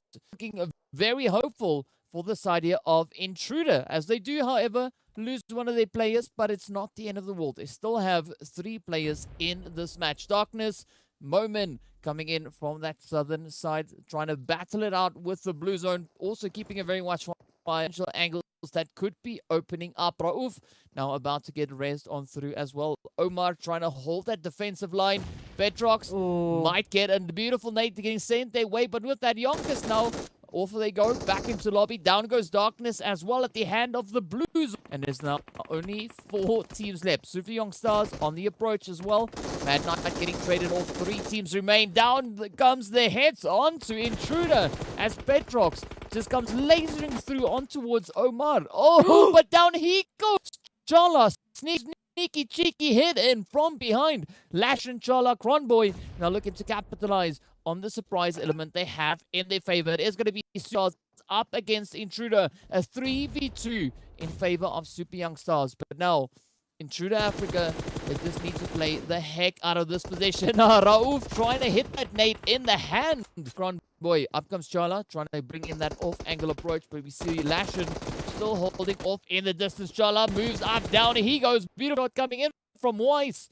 Intruder looking good, dealing with the threats as they come. Lashin, the next one to try and step up to the party. Of course, the confirmations coming through as Weiss lands a few of those hits, while nearly getting the confirmation. But now this is going to be absolutely important. Oh, the hit comes through. The trade-off is in. It is going to be Weiss up against the side of Cronboy. A 1v1 play to the finish. Will we see those volleys come through? No. Just limbering up before pushing forward. Cronboy cooking up that nade. Oh, cause an absolute devastation onto them. And with that, the Super Young Stars steal the chicken dinner from the very clutches of Intruder Africa. Absolutely fantastic play coming through here from the Super Young Stars. Look, I said Super Young Stars, they need to pick it up. Otherwise, they're not going to be finding themselves picking up those rankings. They were having a very tough time yesterday, and today coming through with that winner chicken dinner and the eliminations that they managed to pick up. Beautiful opportunity for them and a huge leap I'm expecting on that overall rankings. And it's exactly what we said. Once again, a team finding themselves in 20th position might be moving up all the way to that mid line. And that's because of the management coming through from Intruder. Yes, they had a huge presence towards that other eastern side, but coming through right from the south, right from behind, it was super young stars who were just left to their own devices, and they made a beautiful showing in that last final zone. It was absolutely phenomenal to see these performances coming through, right? I mean, we saw some really tough positions getting played there. I mean, Cryptics utilizing each and every one of those buildings, having a player in each step, and then the zone kind of turning on them. It turned to the players there from Intruder, having to keep up the defensive line, and they just kept on dealing the blows, head after head after head. But the Superstars had a fantastic opportunity. Seeing that all the action was happening over on towards that eastern side, they got then presented with the chance to move in from the west. That is exactly what them doing there. And they moved in. They caught the final players off guard, just kept on applying the pressure, constantly pushing. And with that, resulted in them getting a very well-deserved winner chicken dinner. And that is one of the examples of how Sanhok is played. Exactly. I mean, that those third parties coming through, you get so much information on Sanhok with what's going on around you because you're so close to everyone else. So fantastic use of, utilization of information that Super Young Stars really had to work with. They heard that initial engagement with Cryptics, with Intruder. They saw the feed absolutely crazy going in favor of Intruder. So they knew what was happening. They could see what was happening, and they just bided their time and chose the opportune moment to get involved and pick up that winner chicken dinner. Not to take anything away from the fight that Intruder put up. I mean, it came down to a one-on-one for a very good reason. Intruder really just utilizing the positions that they had from the get-go to try and stay in as long as possible. It was absolutely beautiful to see. And of course, just to remind you of how amazing it was, we have a few highlights of this match. Enjoy them, and we'll see you right back afterwards.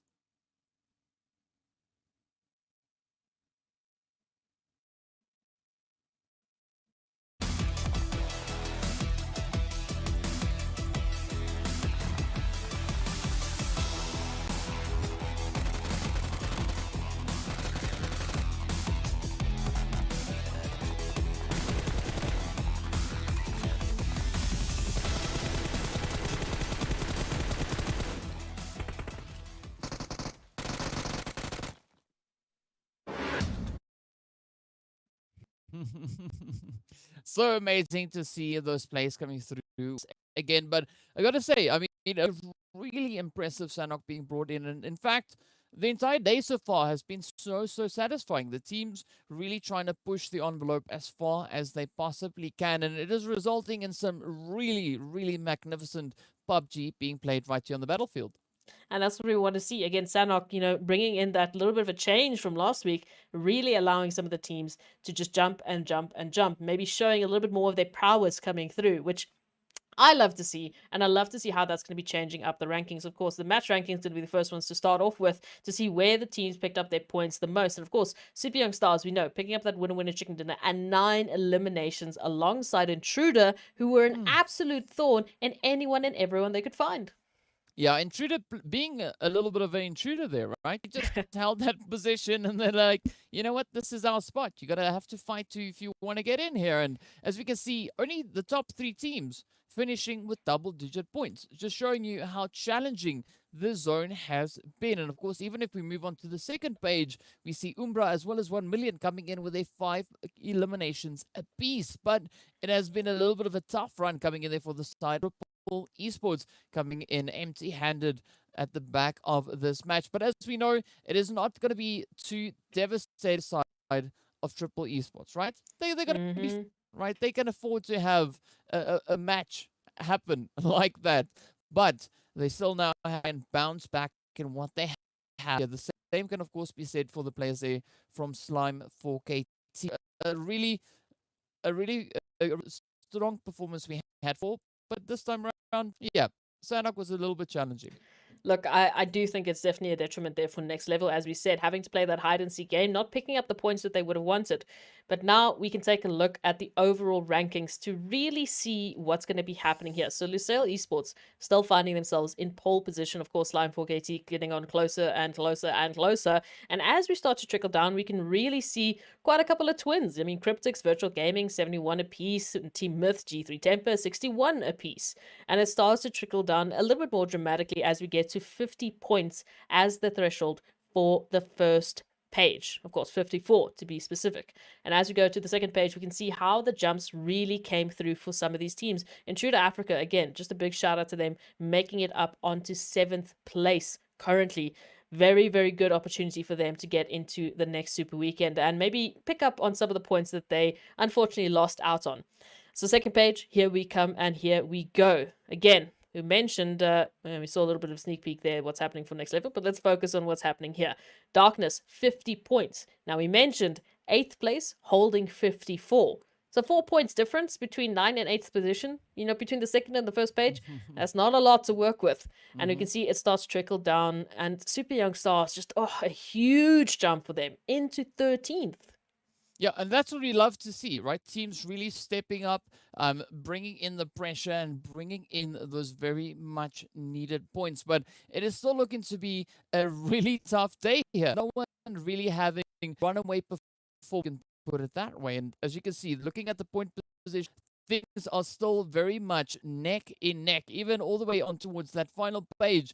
There's still not a lot coming in with regards of those points. So, you know, we're going to have to wait and see what the teams are going to be bringing through in their final games, because we know to the next match, that is going to be the final match for the players coming from Group A. So they've been bringing so far, they need to try and dial it up even more to try and lock in those positions, because after that, there's no chance.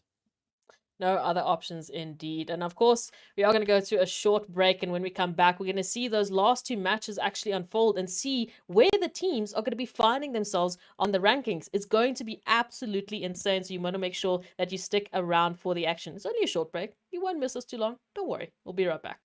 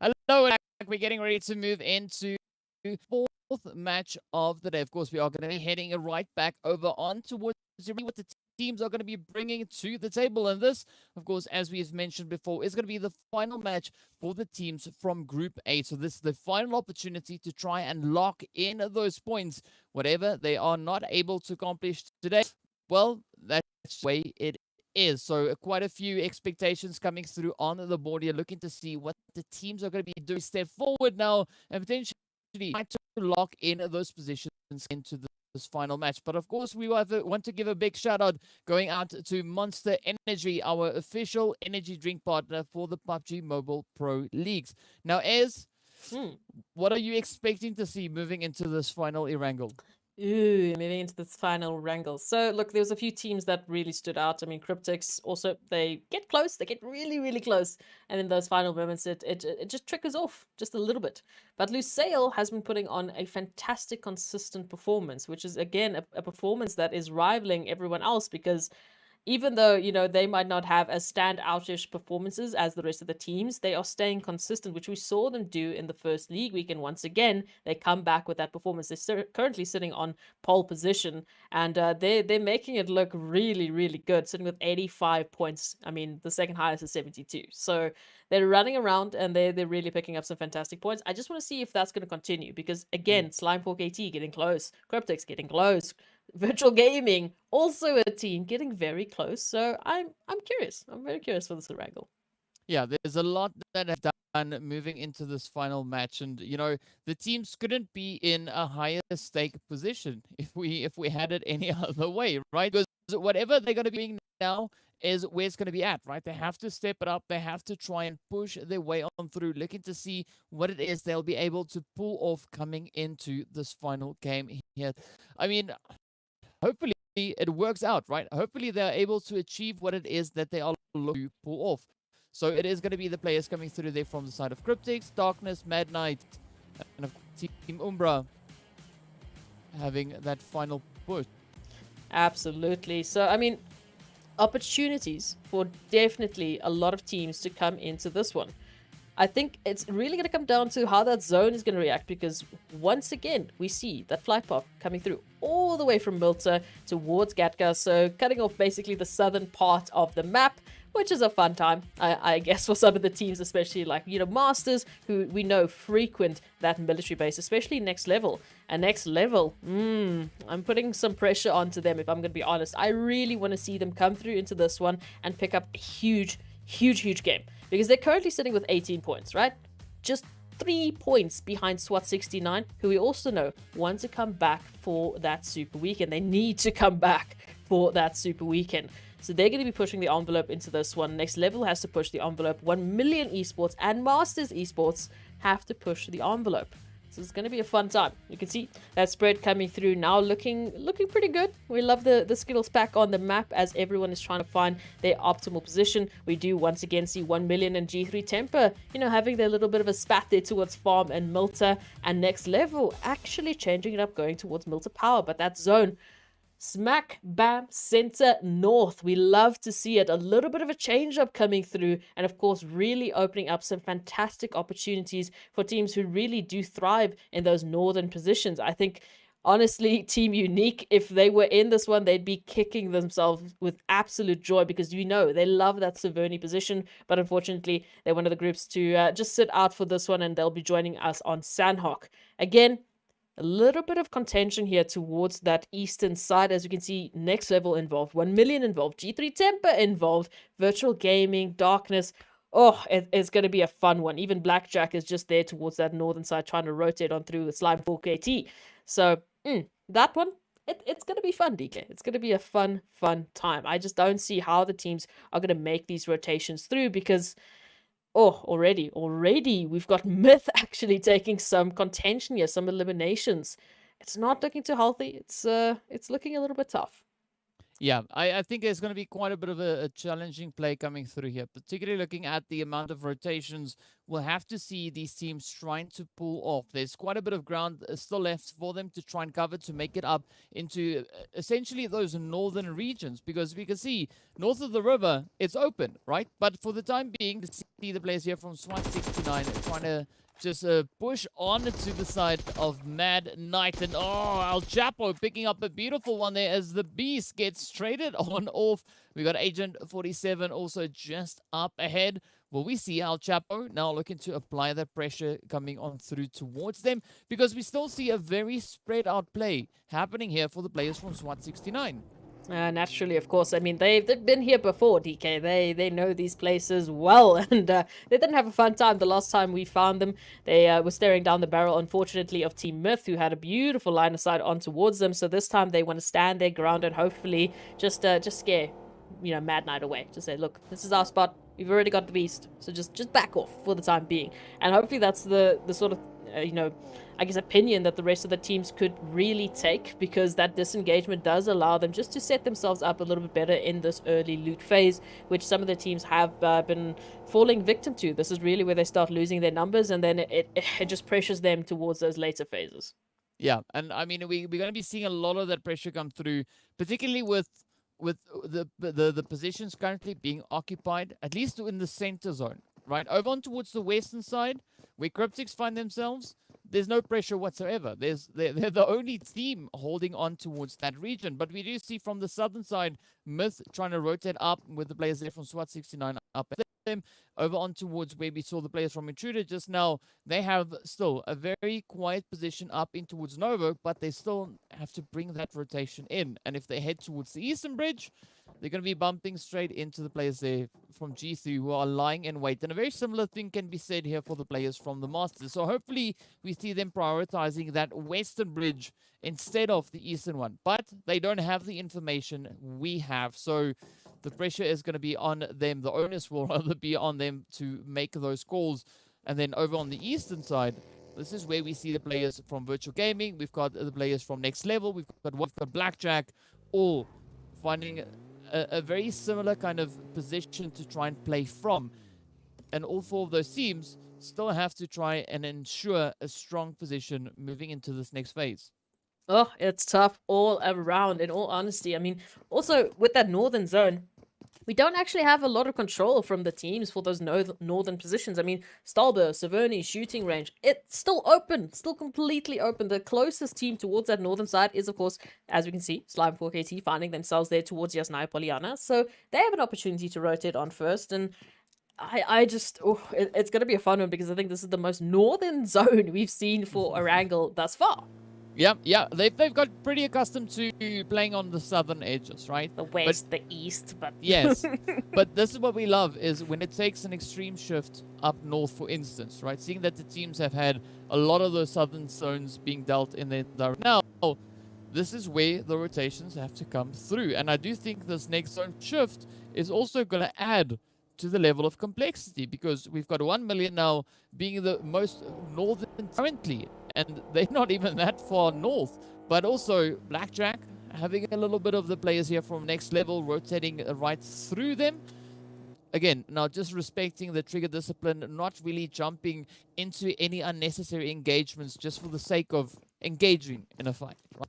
It's going to be a little bit of a tricky rotation. All the teams concerned here, because moving up north, they're going to have to try and prioritize those positions. And I'm curious to see who's going to move into which ones. Could we potentially have some teams venturing all the way to Saverny? I mean, I do think 1 million are going to be trying their options here, but will we see them commit that up in towards the northern side?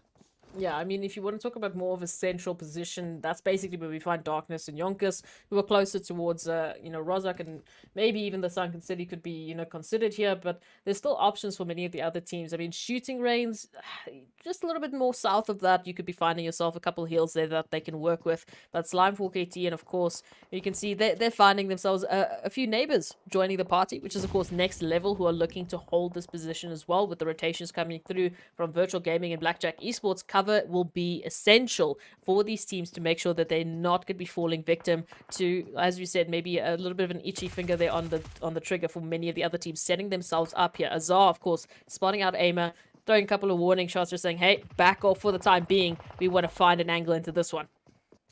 Yeah, and they're going to continue now to try and just play these angles. Unknown in the rest of the players here now, just trying everything. Ooh, but a little bit of a block coming through there as Azar.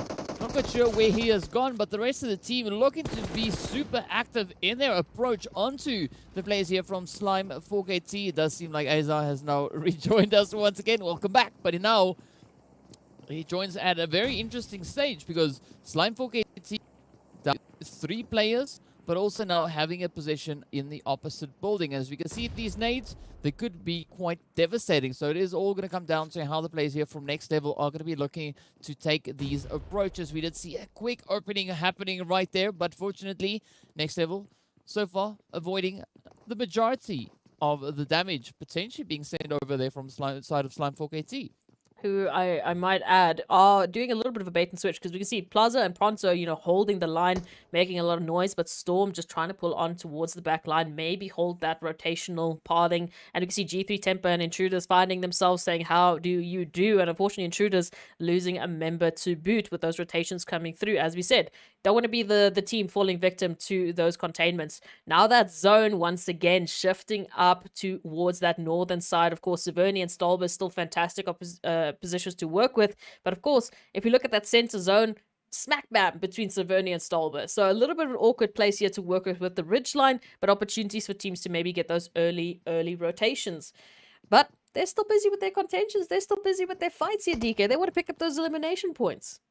Yeah, they definitely want to try and lock it in. As we have a few of the teams coming in here, it's their final show, their final opportunity to add some of those much-needed points to the board. And look at that, next level now going to town on Pronto as he runs up right alongside them, just feeling the brunt of those hits getting sent across. But now it all comes down to how they are going to be able to cope with this play. Will they find a few of those knocks coming through potentially on towards them as they now try to just dance their way around? And next level definitely trying to just find any which way they can. And with that, a little bit of success, taking out 3 of the players coming through and not losing a single player in the trade-off. That is just fantastic for the team there of next level. this is the start that they needed. I said it at the beginning. I was applying a little bit of pressure there towards next level because they need to come back for the second super weekend to really add to the buffer of points that they've had, because they weren't, you know, one of the teams that were finding themselves in that huge uprise of points. So with the other teams coming through now for the second super weekend, they do not want to fall behind, and that starts with them having a fantastic performance here on our last Erangel of the day. Now rotations coming through, as we can see, to Umbra just rotating on alongside Virtual Gaming. So many teams that they could potentially look at, but of course Darkness going to be the first to maybe throw a couple of shots there towards Shadowin, who's just parked off and trying to run up this ridge line. For the time being, we'll see how the trigger discipline is going to be coming through, but still plenty of teams having to make rotations. Myth being one of them, one of the furthest teams to actually get into the zone, and Blackjack taking a huge northern side flank position all the way to Stalber. So huge rotations coming through for teams just trying to find a nice little position to set up. Yep, and of course, those nice positions, that is what they are looking to try and capitalize on, right? Finding themselves in a position where they are not feeling too much of a stressful play potentially coming through. But now, look at this. YONKOUS just going absolutely crazy as they come rushing forward, trying to pick up zero tolerance, as both these teams are moving in that more center zone. But this is where both of them need to be super cautious, because there's several teams also rotating up in the exact same direction. So we're going to be seeing a lot of those engagements come through. We're already 2 zones deep, about to pop into our third one, and we still have all 16 teams still alive. So Line Forget being the only team being reduced down to only 1 remaining hopeful. But now, this is where the side of YONKOUS are going to be looked to apply even more pressure now on towards zero tolerance, because they've got them pretty much pinned down, and zero tolerance can't budge because they got Virtual Gaming right up behind them, as well as Darkness. Oh, this is a situation of note. Now, Zero Tolerance, they've been doing pretty well. They're actually ahead of YONKOUS on the overall rankings for League Week. Currently, you know, just 2 positions up. So they'd like to keep that for, you know, these last couple of games and make sure that they just give themselves some buffer room. But that zone might be the relief that they need as it goes a little bit more towards Rozak, maybe just a little bit of a, you know, shooting range, and Severny still in play. So rotations now coming through, and as we can see, that southern part of the zone, you know, really that southern western side, completely free for the taking, with SWAT 69 and other teams now making their rotations that could potentially capitalize, as we've said, on a fantastic first place position. But again, huge rotations for these teams that they've had to make investments for, and now, like Blackjack Esports, not necessarily turning out, because look at the rotation they need to make. But still, not the worst rotation, right? Because it's relatively quiet for them to move straight towards that zone. It is, however, going to be quite a bit of a challenge, particularly towards the eastern side. But G3 Intruder now on that eastern side, having quite a bit of ground to try and cover here. So we are going to be seeing a few engagements finding their way on through, but those rotations now having to come on in. And now we get to see whether or not G3 will be able to find a few of those Intruder players along the way. Up in Severny, things also starting to heat on up. But with that, it is going to be the end for Slime 4KT in this match, as they have to pack their bags. But now look at this. YONKOUS, they've rotated up right towards zero tolerance. Up comes Havlik, tries the shots, he lands them. But now Skydo is the last hopeful for zero tolerance, super low on health. Next level also stepping up to the party, as they want their own contribution, having that brought in. But up comes Havlik now trying to cook up that nade. Zero tolerance getting sent on back. Oh, up comes next level, head after head onto YONKOUS. YONKOUS now down to 1 member remaining, which is, of course, Lewis, who's going to jump in the buggy and say, thank you, I don't want to get involved. I'm going to get out of here. But no, Gaddafi, with a beautiful shot, is going to confirm YONKOUS out back into the lobby.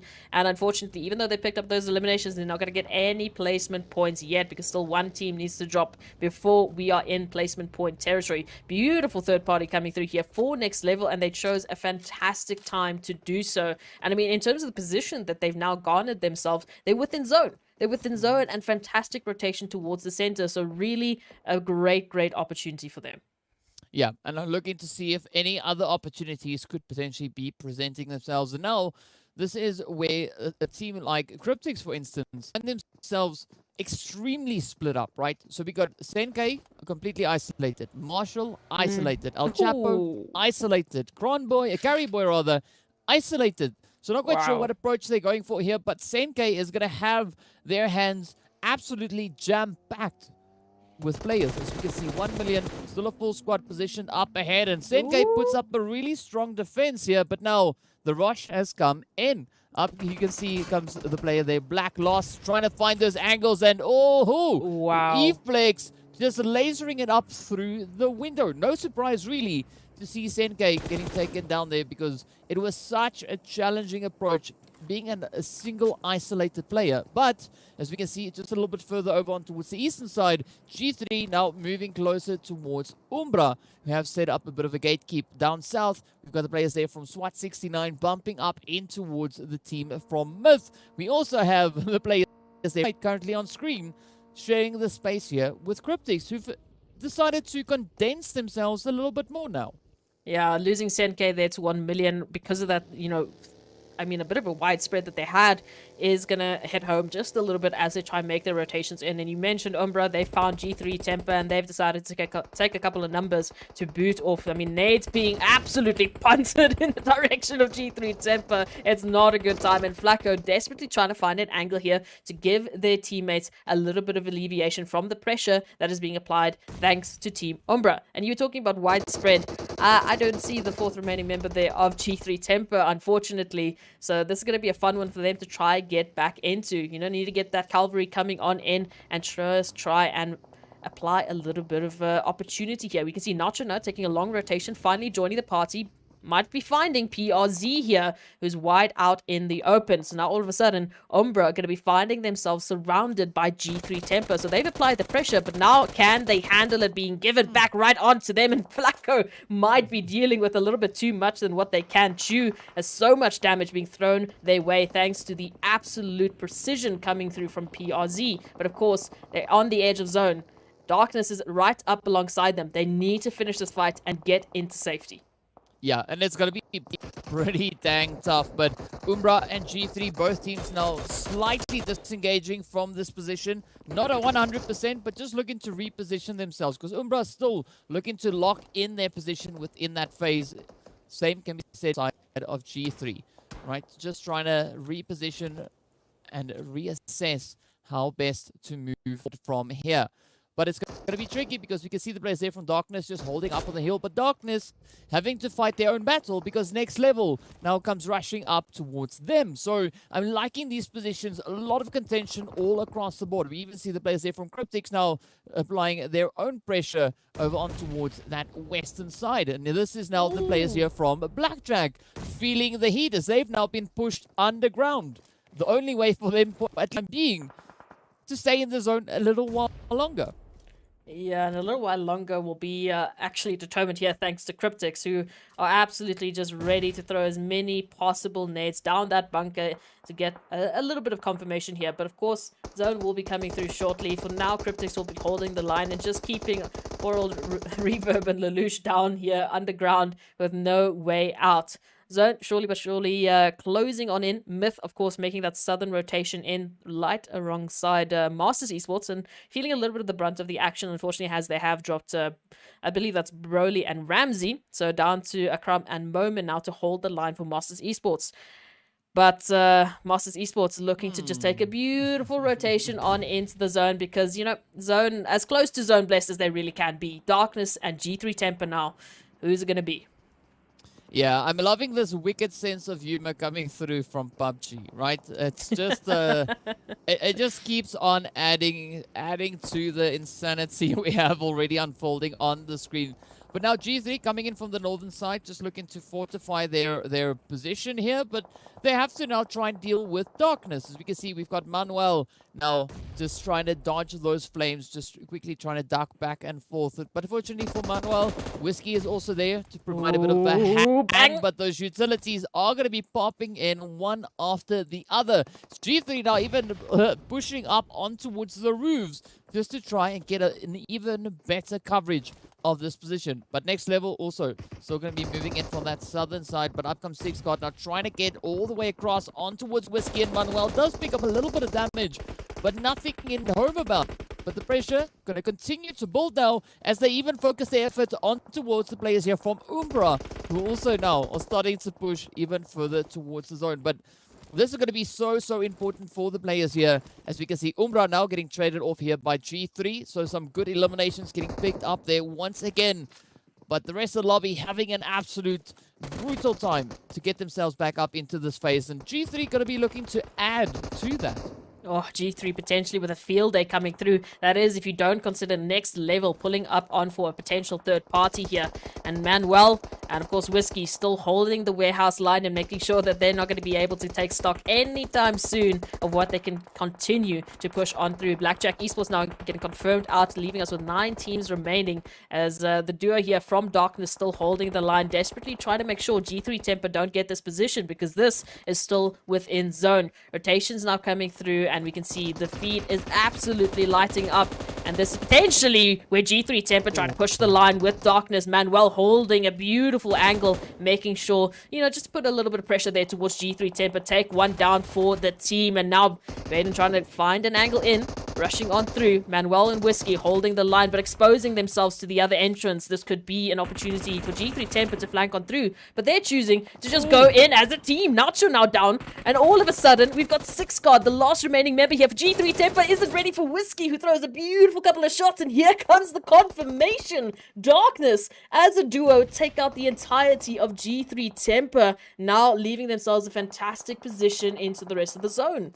Yeah, oh, down goes Cryptics as the players from Virtual Gaming come swooping through, just capping on their position. But now the rush is going to continue to come forward. As you can see, the players here from 1 million also trying to get themselves repositioned up in towards the zone. Darkness now on an absolute high as they dealt with the pressure coming through there from the side of G3. But now we can see them trying to explore their options, but there's not a lot of options left as 1 million steps up and sends them back next level. Also, they're going to be trying to move on through. We see the shots coming through there from the side of the players from Mad Knight, as well as Virtual Gaming just positioned over on towards that western side. Up in zone, next level, really spread out. This is good because they can cover so many of these angles, but they have to just rather up north. It's going to be 1 million still trying to reach all the way across. They're definitely starting to run out of those options, getting spotted as the hits come through. A beautiful assist as those hits just find their way on in. 1 million looking to apply the pressure, utilizing the heck out of that little shack. But look at these nades finding their way all the way down towards where Azar is. Up comes the rush now. Come on. 1 million looking to close this one out. They're not going to let the players here from next level rather get away with this. But Unknown is going to come strafing through the smoke, just laying down the law head after head. The Masters having to pack the bags as they also now sent back into the lobby. And here comes the hit. Next level looking to dial it up even more so. But 1 million continuing to keep the pressure on. I love this play coming through for 1 million. Now, try to find the confirmation here on towards next level. Next level, down to 2 members still remaining. And as the confirmations come through, thanks to the mollies, it's Knight and Dexter who are trying to find the angles here. Oh, a little cheeky peeky come through, but Dexter not making the connection. Black Blast still there towards the northern side on top of the hill, holding the angles as they're trying to get the meds, trying to get the heals up and coming. And Nazar just absolutely being such a nuisance to 1 million Esports, who are trying to find an angle. But up come Virtual Gaming now for a third party. A little bit of an action here. Dexter finding one, and that's down to 2 teams here. Oh, I'm loving this position, though, coming in from Virtual Gaming. I mean, 1 million, some beautiful shooting being done right there. But look at this. Virtual Gaming rolling on through from that southwestern side. They've got the numbers advantage, and all they got to do is just absolutely rip 1 million into small, little, tiny pieces if they want that winner chicken dinner.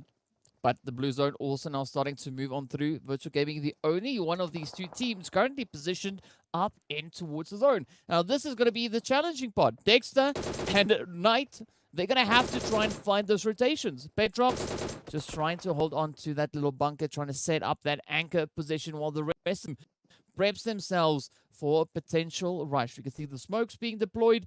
Everyone now just focusing on their position within that zone. Alpha Luigi coming in with a beautiful play right up alongside them. That could be quite devastating now for the side of million. Those vehicles getting utilized, and up comes Petrox, trying to keep that suppressive pressure on. As you can see, Blue Zone getting ready to move 1 million, trying all their options, even pushing those health bars even further up. But now, Zeus and the rest of the squad coming in here from Virtual Gaming, not going to be letting them have an option to rotate on forward. Knight taking several hits. Down he goes. Comes Dexter, trying to make a quick dash for the tree, taking several hits along the way. Up comes Zeus pushing forward. Will he be able to close this one out? Spots out the ankles, and with that, it is a vehicle finish to close it off. Virtual Gaming comes running, just blazing on through, with all 4 players still surviving it to the very, very end. That is what we love to see. Virtual Gaming just biding their time, getting involved with that third party, and they absolutely made it look like a piece of cake, at least, because they only had a 4v2 to deal with, and they just absolutely were so precise with the shots that they were placing. Full control of the zone, I might add. You know, I mean, there was no real option for anyone to work with here, because Virtual Gaming, just as a full squad, came through and pushed all of the rest of the teams into an uncomfortable corner. Again, I really can't fault them this week. I think they've been absolutely phenomenal. We didn't get to see them in the first Super Weekend, and it's crucial for them to get into the second one. And with the performances and the showing, the engagements, everything that they've been laying out, I can't see them stopping anytime soon. Yeah, it's just so beautiful to see that level of performance coming through from the players there. Gaming, absolutely fantastic, phenomenal stuff coming through, and I mean, it's doing good, right? They are just advancing themselves up the leaderboard. They came into this match sitting up in 4th position with 71 points, sharing the same amount of points as the players there from Cryptics. But Virtual Gaming were also just, you know, wanting to pick up that winner chicken dinner, and they've managed to do it. That is their first chicken dinner in this second week of league play. So absolutely beautiful way to finish off this last Erangel of the day. All that's left is for them to start making their way over onto a little bit of that Sanhok action once again. But I got to say, Erangel, this was one for the books. Such a beautiful one coming in there from them. Absolutely. And you said it was their first winner chicken dinner. So, I mean, even though they haven't been getting those wins, they've been picking up the points steadily to match the likes of Cryptics. They were tied 71 points each. And now with a game like this, I'm not sure how many eliminations they got. We'll see on the match rankings a little bit later. But with the points that they picked up, they definitely have shot themselves up into Super Weekend qualifying positions. That is a mouthful. But ultimately, it means we're going to see them coming through in the second Super Weekend. I don't see any other team really making such a huge placement that they're going to kick them out of the count. I mean, that top 6, maybe top 6, looking pretty standard, pretty concrete for the time being. We can still see a little bit of shifts going down towards the bottom side. So, look, as long as they keep it going, they need to keep riding that momentum. Yeah. Definitely going to keep on pushing that momentum forward. And speaking about momentum, we are going to be hopping straight up into our highlights just to see a few of the plays from this past match. Enjoy.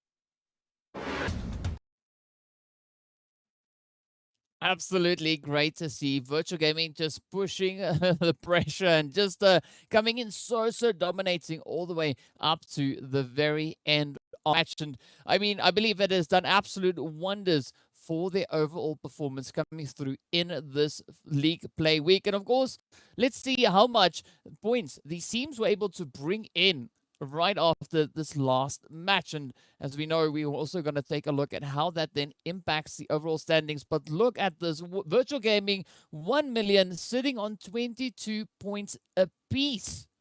Look, I was wondering how many eliminations did they pick up then. 1 Million Esports, a team that were keeping their head on absolute swivels. But of course, Next Level as well as Masters Esports picking up double points there for that last Erangel of the day. So not a bad spread. But we do see it's pretty top heavy in terms of the eliminations. I mean, only really G3 Tempered to try and compete with the teams that we see in those top 4 slots. And that just speaks volumes to what they were focusing on in that last Erangel of the day. I mean, you got to work with the Erangel when you get it, right? Because we know pretty Sanhok heavy day. So unfortunately, very top heavy. So for the teams on the second page, they weren't going to get the games that they really wanted to. We know for some of the teams, it's unfortunately their last game of the day coming through from Group A. So they're going to have to be quite happy with the points that they have managed to pick up until this point. But it's interesting because, the teams we see on this page were the teams we saw on the first page for the previous map. So very even in terms of the back and forth that we're seeing between these teams.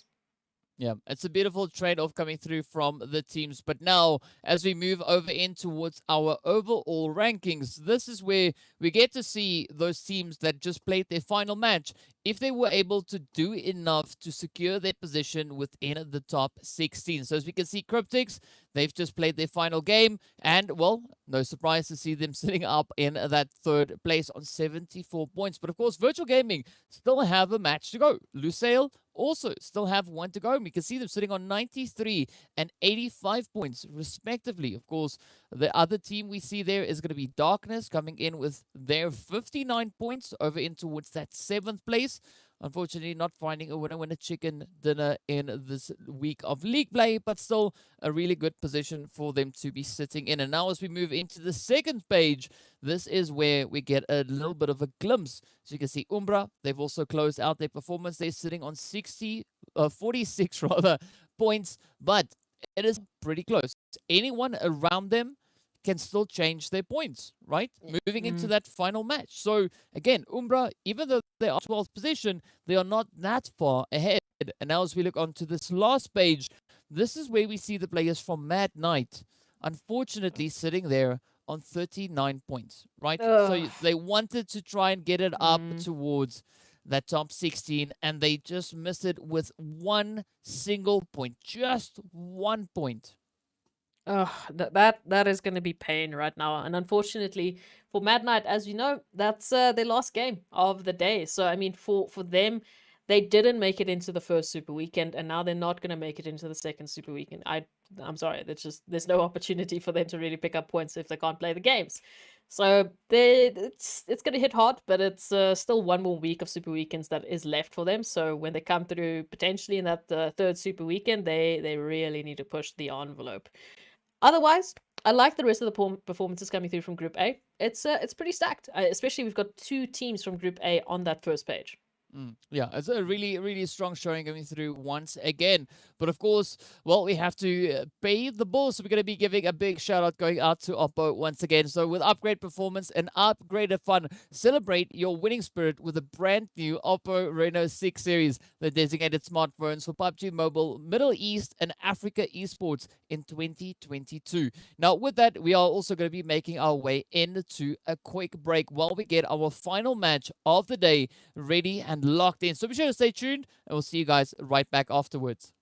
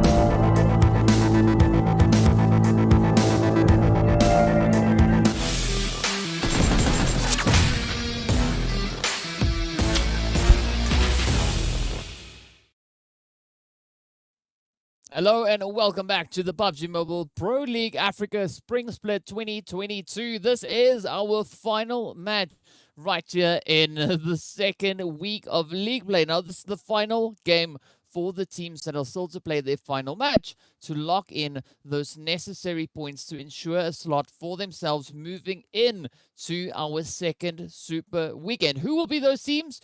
We do not know just yet, but we do know a few teams have already played their final games, so their points have definitely been locked in. Next up, of course, we are going to be heading right back into the jungle to see what the teams will bring for that final shuffle, that final rumble to try and lock in the last bit of points. Now, yeah, do we have any hopes, any dreams potentially coming in here as to where we want that zone to be moving to? I don't know where I wanted to go wherever SWAT 69 is, because they need this game. They desperately need this game if they want to come back for, well, if they want to join the Super Weekend roster at all. This will be their first opportunity potentially, and it's going to come down to this last Sanhok game. As we can see, they're currently in 20th position. So, of course, we know Mad Knight, they can't play any more games. They're sitting on 39 points. They're not going to get into that top 16. But SWAT 69 need a minimum of 18 points just to catch up to Triple Esports. Yeah, that is, that's going to be a little bit of a push, right? So, it's not impossible.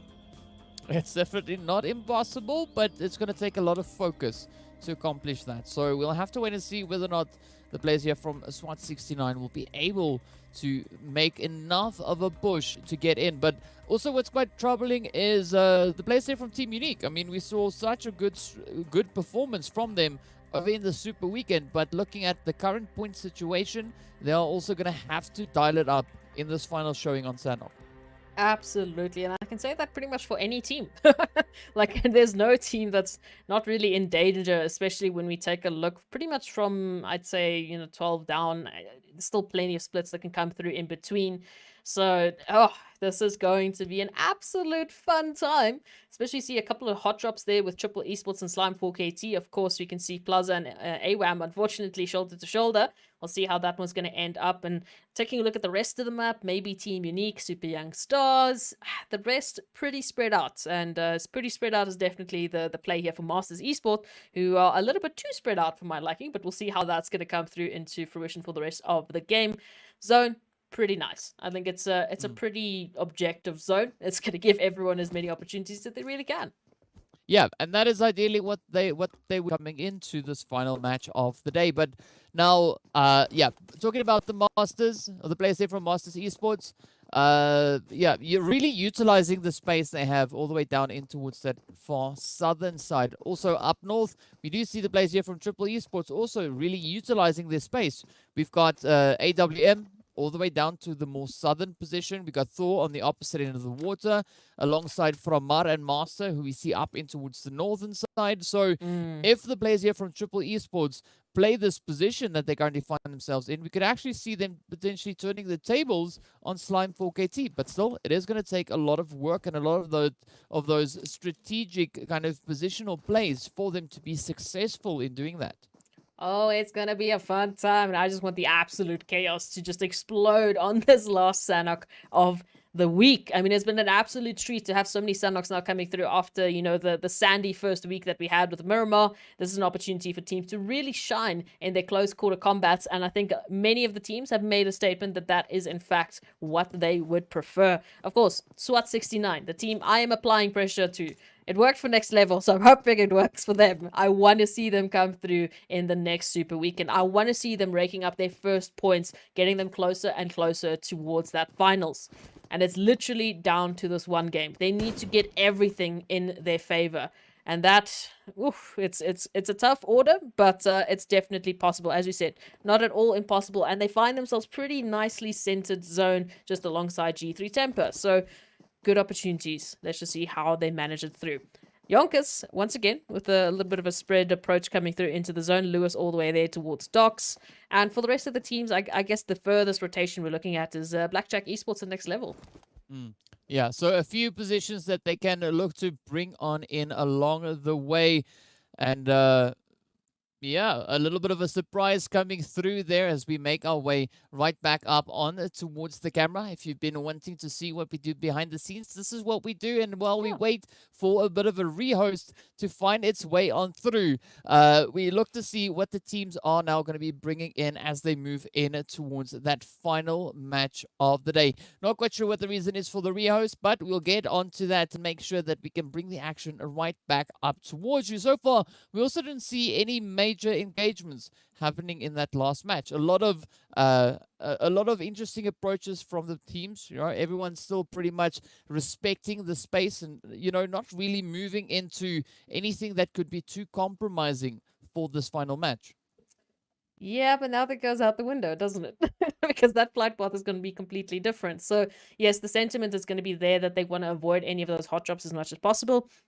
It's not going to be confirmed, though, as we come back from the rehost, because we know you don't always have the information that you would think you do. So we saw many of those hot drops coming through between G3 Temp, but Slime 4KT, then 1 million there on boot camp, and, you know, earlier on into one of our Sanhok games. So yes, there's a little bit of a mix coming through because Team A is no longer sitting in. You know, Cryptics is no longer going to be bringing the absolute fire towards the rest of the team, as well as Darkness. They're going to have to sit back, but there's still a lot at stake. As we mentioned, SWAT 69, minimum of 18 points. And I say minimum because we at least have to get 19 to beat our Triple Esports, and that's only if Triple Esports don't get a single point.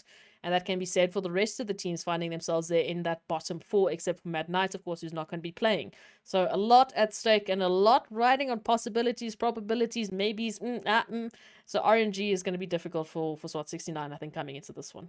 Yeah, it is going to be a little bit of a challenge, definitely, for them to step in. But at least, you know, like we've been saying, it's not out of the realm of possibility for them to bring it in. It's just going to take an immense level of focus. But let's say they drop a 30 bomb on us moving into this final match, right? That could be what they need, right? A beautiful 30 bomb being dropped along the way.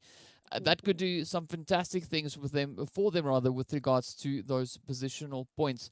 Anything less than that, it's going to be crazy. It's going to be crazy, crazy tough, and we're not quite sure whether or not that will then ensure their position up in towards that top 16. But also, I want to see the play come through from Team Unique as well as Next Level, because they are also not out of the danger zone, right? They had such a good running moving through in towards the Super Weekend, but it's tough at the end of the day. I mean, Next Level, particularly being one of those teams that have to make it into the next Super Weekend, because we know that they weren't able to secure the highest amount of points coming into Super Weekend. Yes, of course, they closed it off with the final winner chicken dinner, and that's absolutely fantastic to have, but we'd like to see them return into Super Weekend once again, stepping up on towards that battlefield, and in doing so, just push even harder, bringing in even more points to the overall standings. But we'll have to wait and see who those top 16 teams are going to be moving through into Super Weekend. Absolutely. And I do want to see new faces. I do want to see the teams that didn't have that opportunity in the first week come through in the second week. But that does mean then we kick out, you know, 4 other teams that had a really good opportunity or needed to come back in potentially that are not going to, you know, be able to do that. So it's unfortunate, but it has to happen. And it's going to come down to this last game on Sanhok of all maps to really try and vie for an absolutely dominating performance. As we know, Sanhok third party central. And now you are putting all of your eggs in the basket in Sanhok.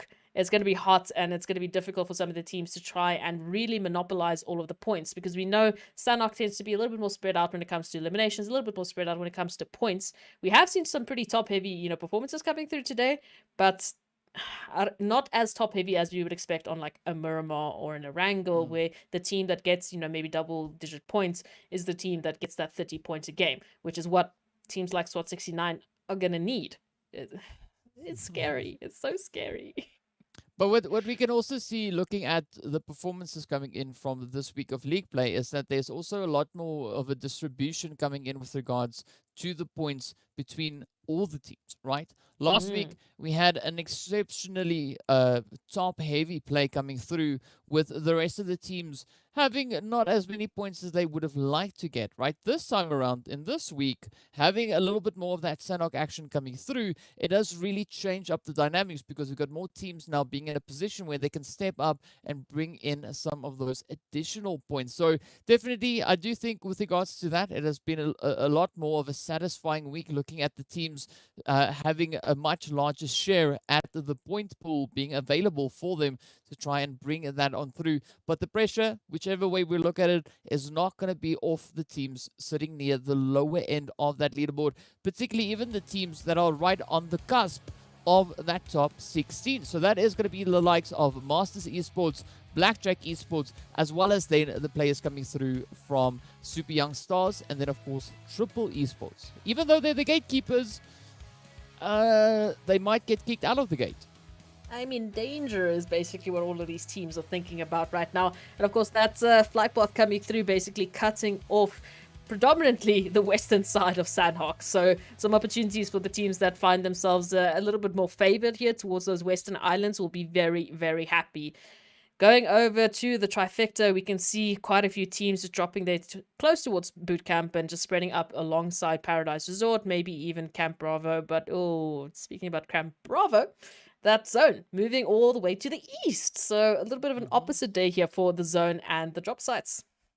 Yeah, but again, it's good, right? It's good. We want to see the teams now constantly being challenged, being pushed, trying to keep themselves on their own toes, if well, that was even possible. But already a little bit of a tough start coming through for Virtual Gaming, but they're not going to mind, right? They're not going to complain about that because they're sitting at the top of the leaderboard. So they can afford to have some fun moving into this match. But Triple Esports, as I said, one of the teams not 100% secured in their position. They are now going to have to keep their focus up because they're going up against the likes of Slime4KT. Slime4KT up in 4th place, 72 points.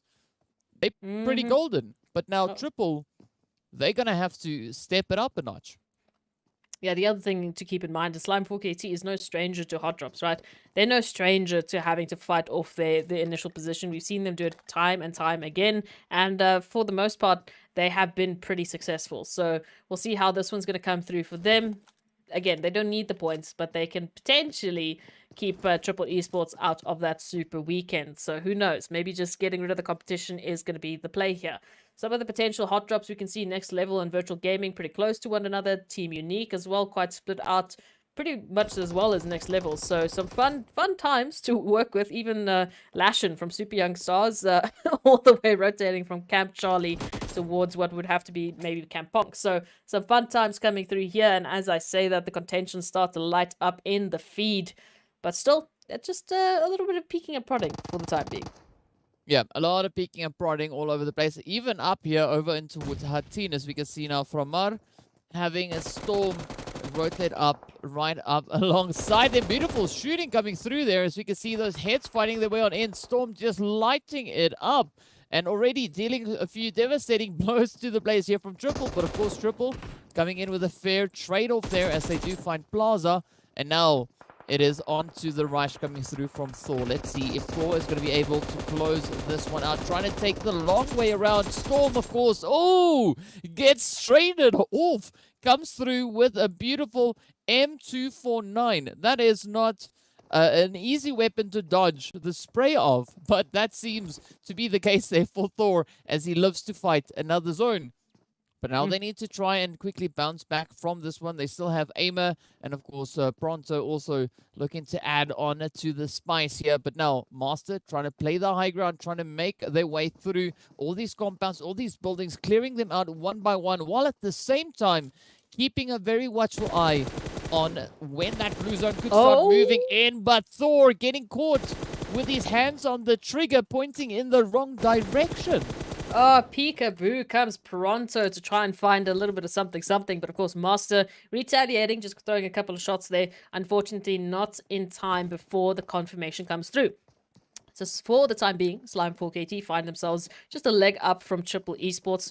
3 versus 2 for them, and Triple Esports now potentially just trying to vie with a disengagement as they can try and hold on for placement points. As we know, they're on that threshold. They're on the cusp, holding the rest of the teams there out from 17th up onwards from getting into the next Super Weekend, which means they are not out of danger. They can easily, just as easily, be kicked out of their position as pretty much what Slime 4KT have done now. But looking at the rest of the feed, we can see 1 million finding G3 Temper. A nice little bit of an interesting contention to happen there. Because as we know, in terms of positions, I mean, 1 million finding themselves in 11th, Slime G3 Temper in 5th place. They don't really need points right now. But 1 million would definitely be happy with it. Just a little bit of a wider safety net. Yeah, nothing wrong with having that safety net in place. And of course, now Lusail coming in as a little bit of a saving grace there for the side of Triple Esports, as we can see that quick Elam coming through on towards the side there of Pronto. So now the pressure turns back over in towards Hatin, where we have Aimer and of course Plaza trying to make that play there. But Master, oh, he's got to play a quiet game there, just holding that position. And you pointed out G3 and 1 million, and here they are as 1 million pushing right up towards them. That first knock already, or that first elimination rather, already looking to find its way up in towards G3. So now the onus is on Nacho, Buden, and Sid to try and keep their in this game. But as we know, they've also had quite a good run with regards to those points, and it's going to be more important for 1 million to have the successful push in this one if they're looking to strengthen their position on the leaderboard. Absolutely. I mean, G3 Temper, they're sitting on 68 points, well up into 5th place. Not really a worry for them, but they can just take their time and maybe try a couple of things out, or maybe be a thorn in the side of 1 million, and who else to boot will be the question. So a little bit of a 2-1 split coming through for them, just trying to hold their time, and 1 million obviously trying to flank around to get all the angles they possibly can with those G3 Temper nades, making beautiful connections, unfortunately, to Braden as he tries to hold the line. And now, I mean, 1 million just trying to get some confirmation. We can see the kill feed as well lighting up. I do see SWAT 69 actually finding a little bit of success there on towards YONKOUS, so that's going to be crucial for them, and we're going to have to keep our eyes on the feed for that recommendation. Oh, for that succession that we can see from the fight coming through. Braden's down. There's only 2 members remaining here. Yeah, Nacho and Six now trying to hold up this defensive line, as we can see 1 million looking to push even harder, as we can see Knock Knight now coming into the beautiful knock, and down goes G3 as 1 million just the floor with G3. Absolutely fantastic push coming through there, and 1 million feeling like $1 million right now. But of course, it's not the end. That was only that engagement. We are still in our first phase, waiting to see where this next phase will be taking us. Here from SWAT 69 now having a few knocks coming in their directions. We do see Sabir going down, and it is up to Twix and Yash now to try and keep it all together, looking to secure themselves up into those later phases. Oh, please do. I don't like this position. YONKOUS, of course, finding themselves currently on the leaderboard in 10th place, right? They're feeling even more healthier than what 1 million esports were, so they're going to be fine. It's SWAT 69 that I am so worried about. Got only 2 members remaining. 1 currently knocked. 1 might be confirmed. Twix out in the open. Havlik is here. We know what Havlik can do with the spray. Need to be very careful. Any sort of member just sticking out from that tree will be the end of you. Very dangerous position here to go for the res, and it doesn't matter because here comes the re-knock, and now a beautiful position from Lewis will mean that SWAT 69 is down to a solo in the most important game of this week. Yeah, and I mean, it's so unfortunate to see that unfolding right in front of us. But YONKOUS, they still have the controlling numbers sending on towards Yash here. So Yash, best of luck. This is going to be a pretty tough push, but we see NNN7 now moving into position as well. And I mean, it's not an impossible feat for Yash to try and pull this one off. The confirmations haven't come through just yet, so the rest of his team is still up. But Twix, I don't think is going to be making it through. Super low on health, and what Yash can do now is just keep up the pressure. Just make it so difficult for YONKOUS to get a successful rush. But it's all going to come down to how this play now unfolds. We can see those mollies getting sent on through Yash, at least for the time being, managing to evade those flames. But up comes NNN7, trying to push around, trying to find that opening in the door, sending out the mollies all over the place, trying to light Yash on up. But let's see, Myth coming into position as well, just off in the distance. But unfortunately, Yash moves into a very open goal there. And of course, with that, it is going to be the end now for SWAT 69. YONKOUS having a good run. Already 5 eliminations under their belt. And they're going to be looking to pick up even more so. Yeah, look, I will put my sadness aside here for SWAT 69. Beautiful performance coming through from YONKOUS, picking up that team wipe, and now looking for a little bit more as they turn their attention towards Team Myth, while just making a rotation there on the highlight. But looking at it, the rest of the team still having to make their own rotations. I mean, Master's still in the blue zone, still just trying to find a little bit of an opener on towards this new zone that shifted a little bit more towards that northeastern side, which is really favoring, you know, the likes of teams finding themselves in Paradise, even towards Cab Bravo. And I was talking about Paradise. It's not looking like a Paradise right now for Virtual Gaming, who only have 3 players to start off with in this last Sanhok, and now 1 has gone down. Yeah, I mean, this is an interesting and an important push, particularly now for the side of Team Unique, right? They need those points. We want to see them also making their return up into the Super Weekend. And now the pressure is going to be high because they're going up against the team that is currently sat at the top of the leaderboard. Down goes Slug. As you can see, a beautiful spray coming through here from Alpha Luigi with that confirmation so close.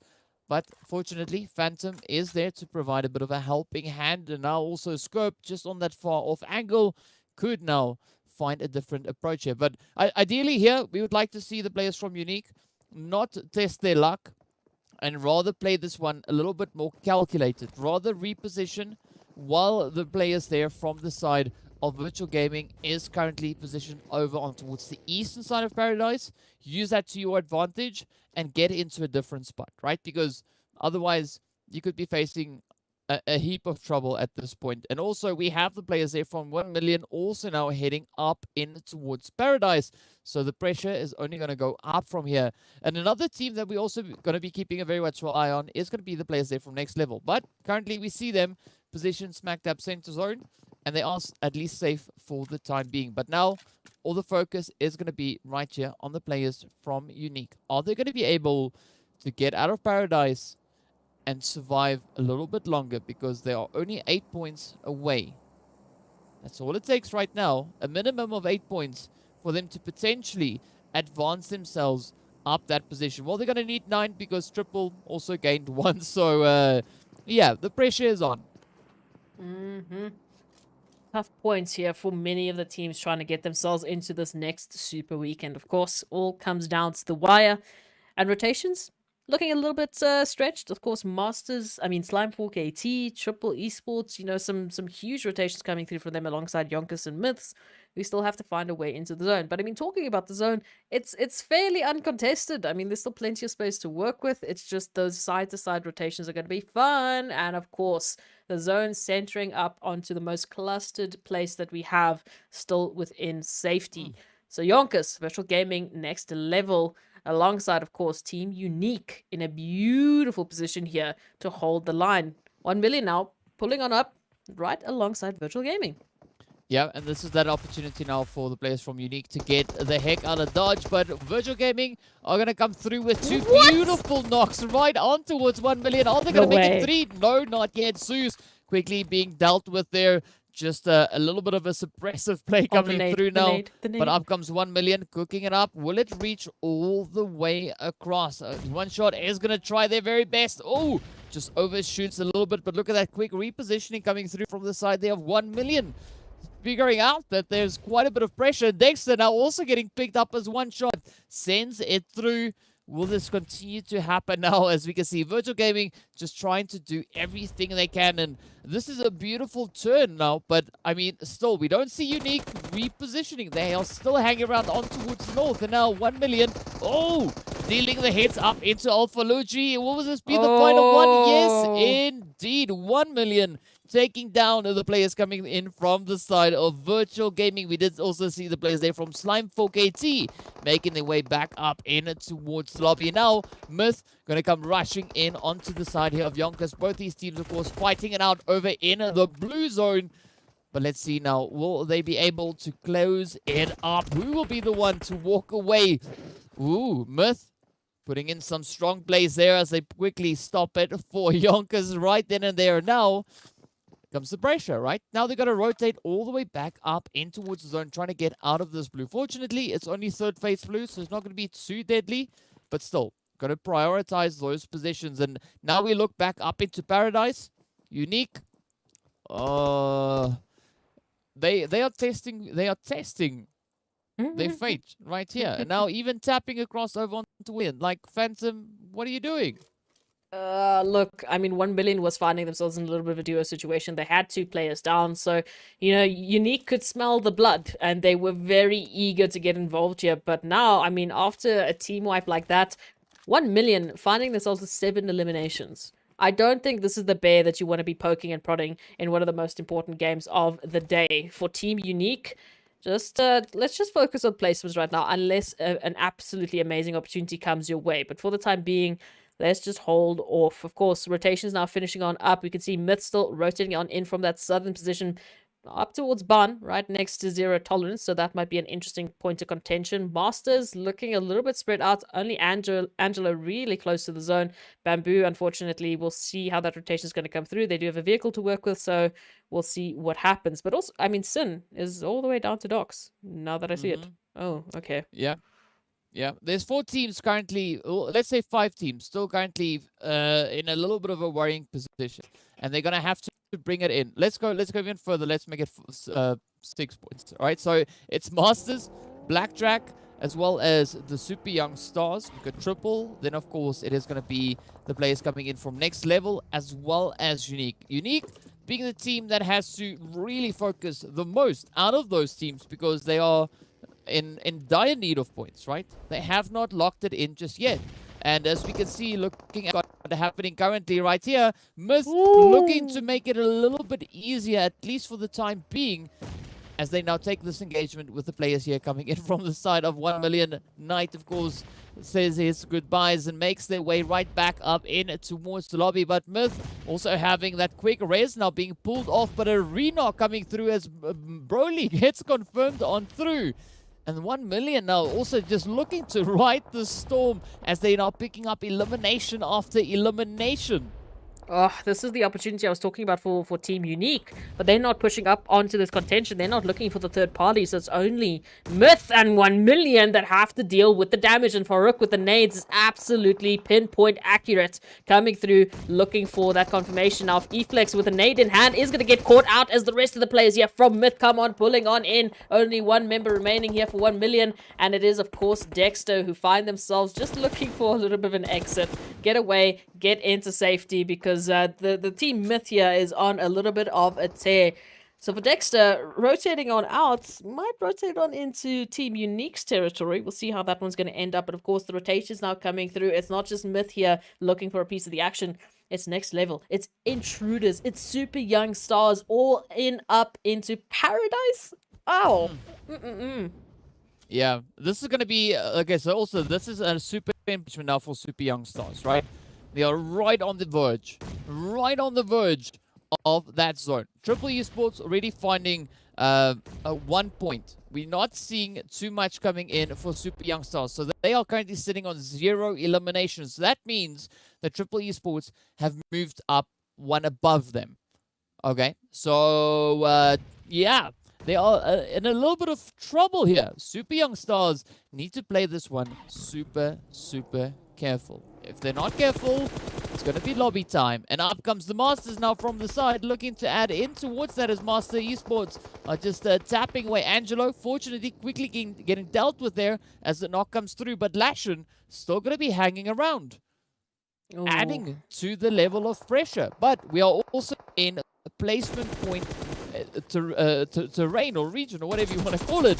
So they got to be careful with how they go about their business here. Chala just narrowly making it in at first, and then up comes Lelouch with a beautiful tap there just to close that one off. And I mean, Paradise itself still continue to heat up as the zone now centers in right in towards it.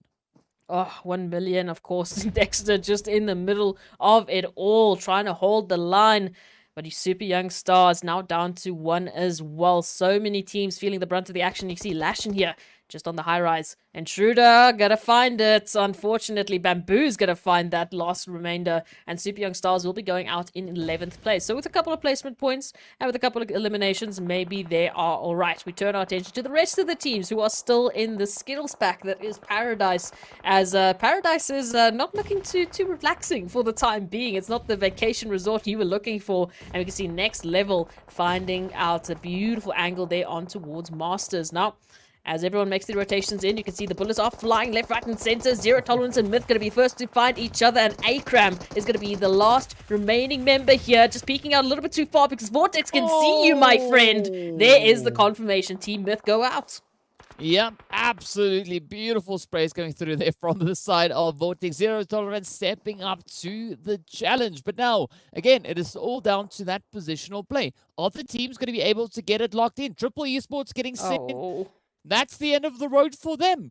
Was the effort enough for them to try and secure the position? Unique still hanging on, holding the position. As we can see, they have one player positioned up in towards Paradise itself. Phantom right here, just trying to play on towards that northern side, but there's definitely not a lot of options left here for them to really utilize. We can see them now just moving up in towards the compound. Lusail also just hanging about over on towards this western side as they creep a little bit closer, coming in to inspect the whole situation. Next Level pushing through Paradise, coming in through from the eastern side. Blackjack also right here, again trying to put a bit of a performance in.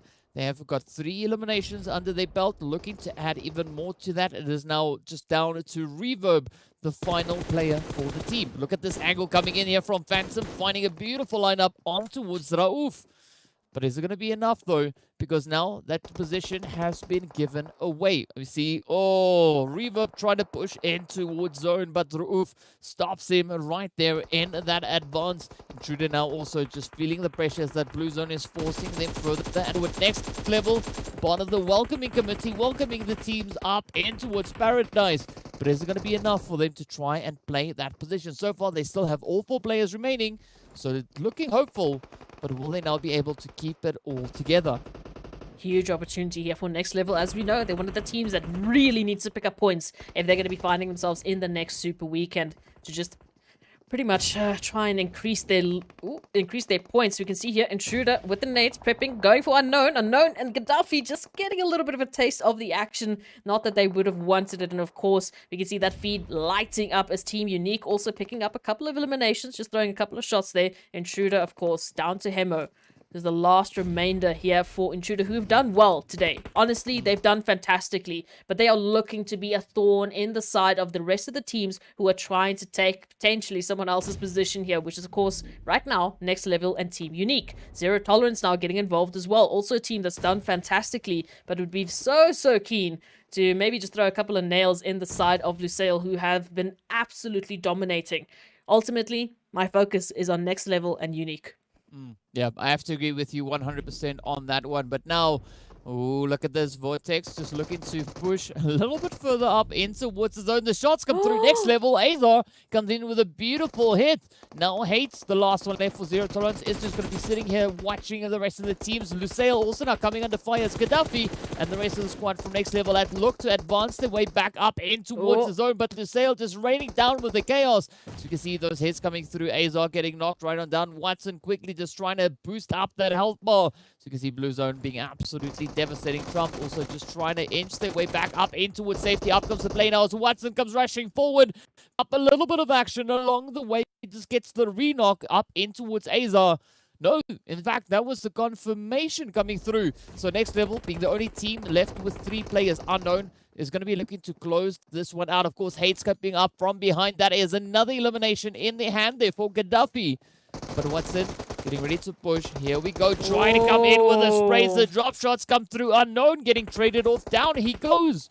Next Level down to only 2 remaining hopefuls. Allah not looking too great with the health bars. The players there from Intruder getting eliminated, and we are down to only 3 teams. Unique pushing in from the north. They are in a beautiful with regards to points. Make that even better as they pick up an absolutely fantastic play. It is now down level and Unique trying to keep it all together. They were side by side sitting on that leaderboard, and so far bringing in an absolutely phenomenal performance. Gaddafi now with the heel strat trying to survive as long as he possibly can, but unfortunately the chicken goes straight over towards the players here from Unique.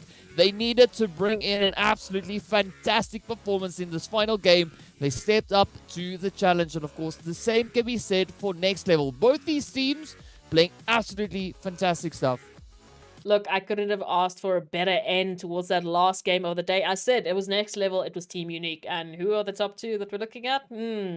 Fantastic performances coming through from Next Level to manage those eliminations there. Towards the end, they were absolutely just surrounded, but they picked up eliminations consistently, which is really going to just boost their points coming through into the last game. Whether it's going to be enough, I don't know. I'm not doing the math, thankfully, because it's going to be absolutely crazy. I think there's still going to be huge surprises coming through for this last overall ranking.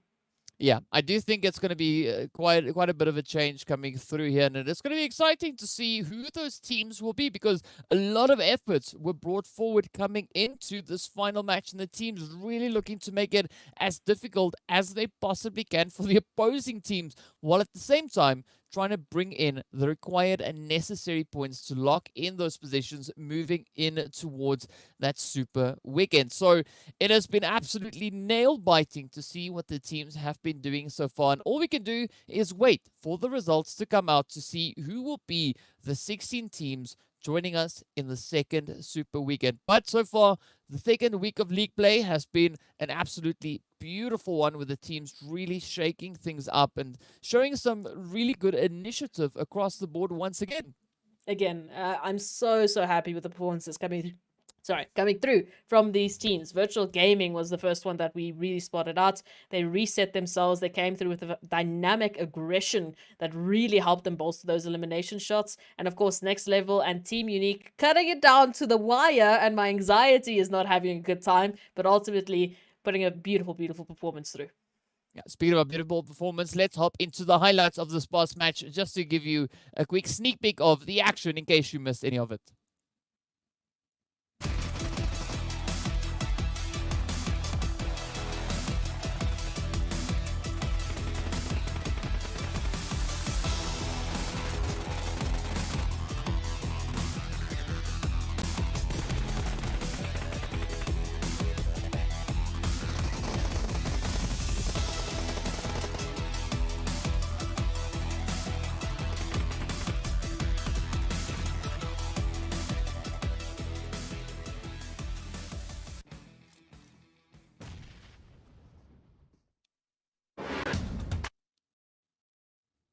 Again, some beautiful PUBG coming through right there. And that, of course, means that we are inching our way ever closer to seeing what the final match standings are going to be for this last game. So, you know, it's going to be absolutely crazy. But let's go without any further ado. Here are the match rankings to see how many points the teams were able to bring in this final game.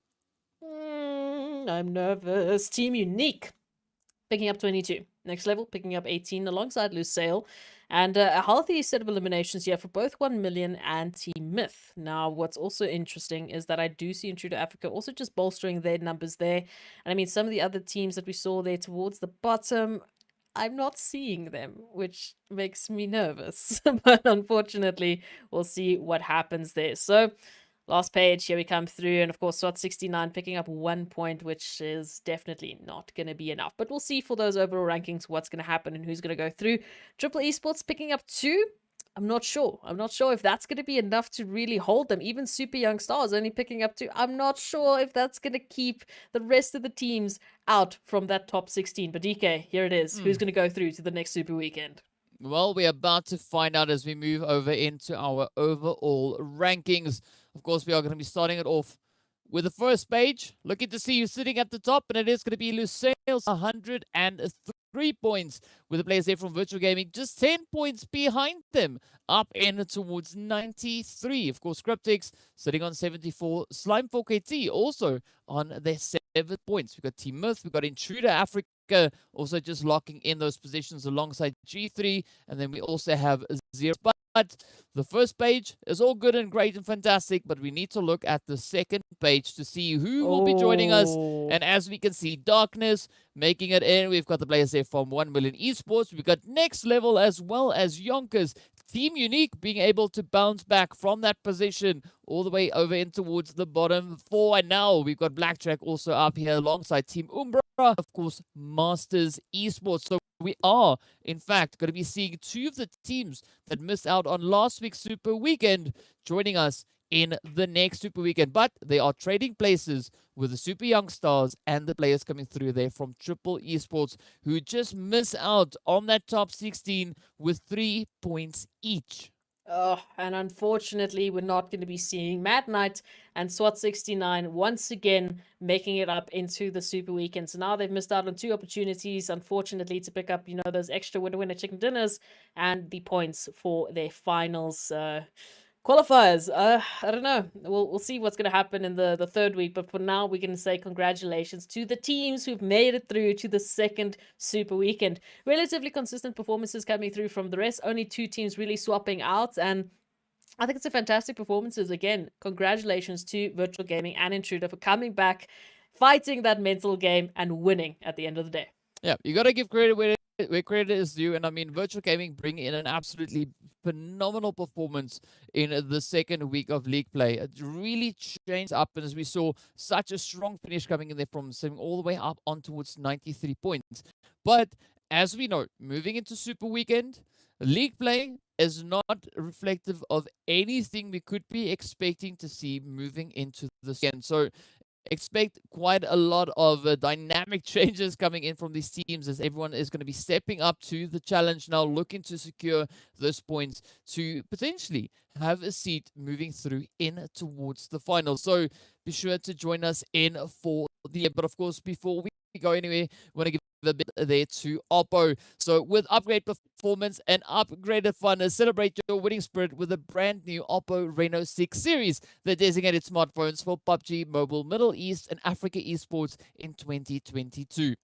Now, ensure that you guys join us back for the Super Weekend, the second Super Weekend, to see these teams continue now in their efforts to try and lock in those points, trying to see if they can get a slot moving in towards the finals. They're running out of opportunities, but fortunately, Super Weekend, they will have 15 games to try and bring in as many points as possibly can. And also, as we've said before, those winner chicken dinners are worth an extra little bit of spice. So exciting to see what the teams, until then, have an absolutely fantastic time. You all back on the Super Weekend. Stay safe and see you all back again later.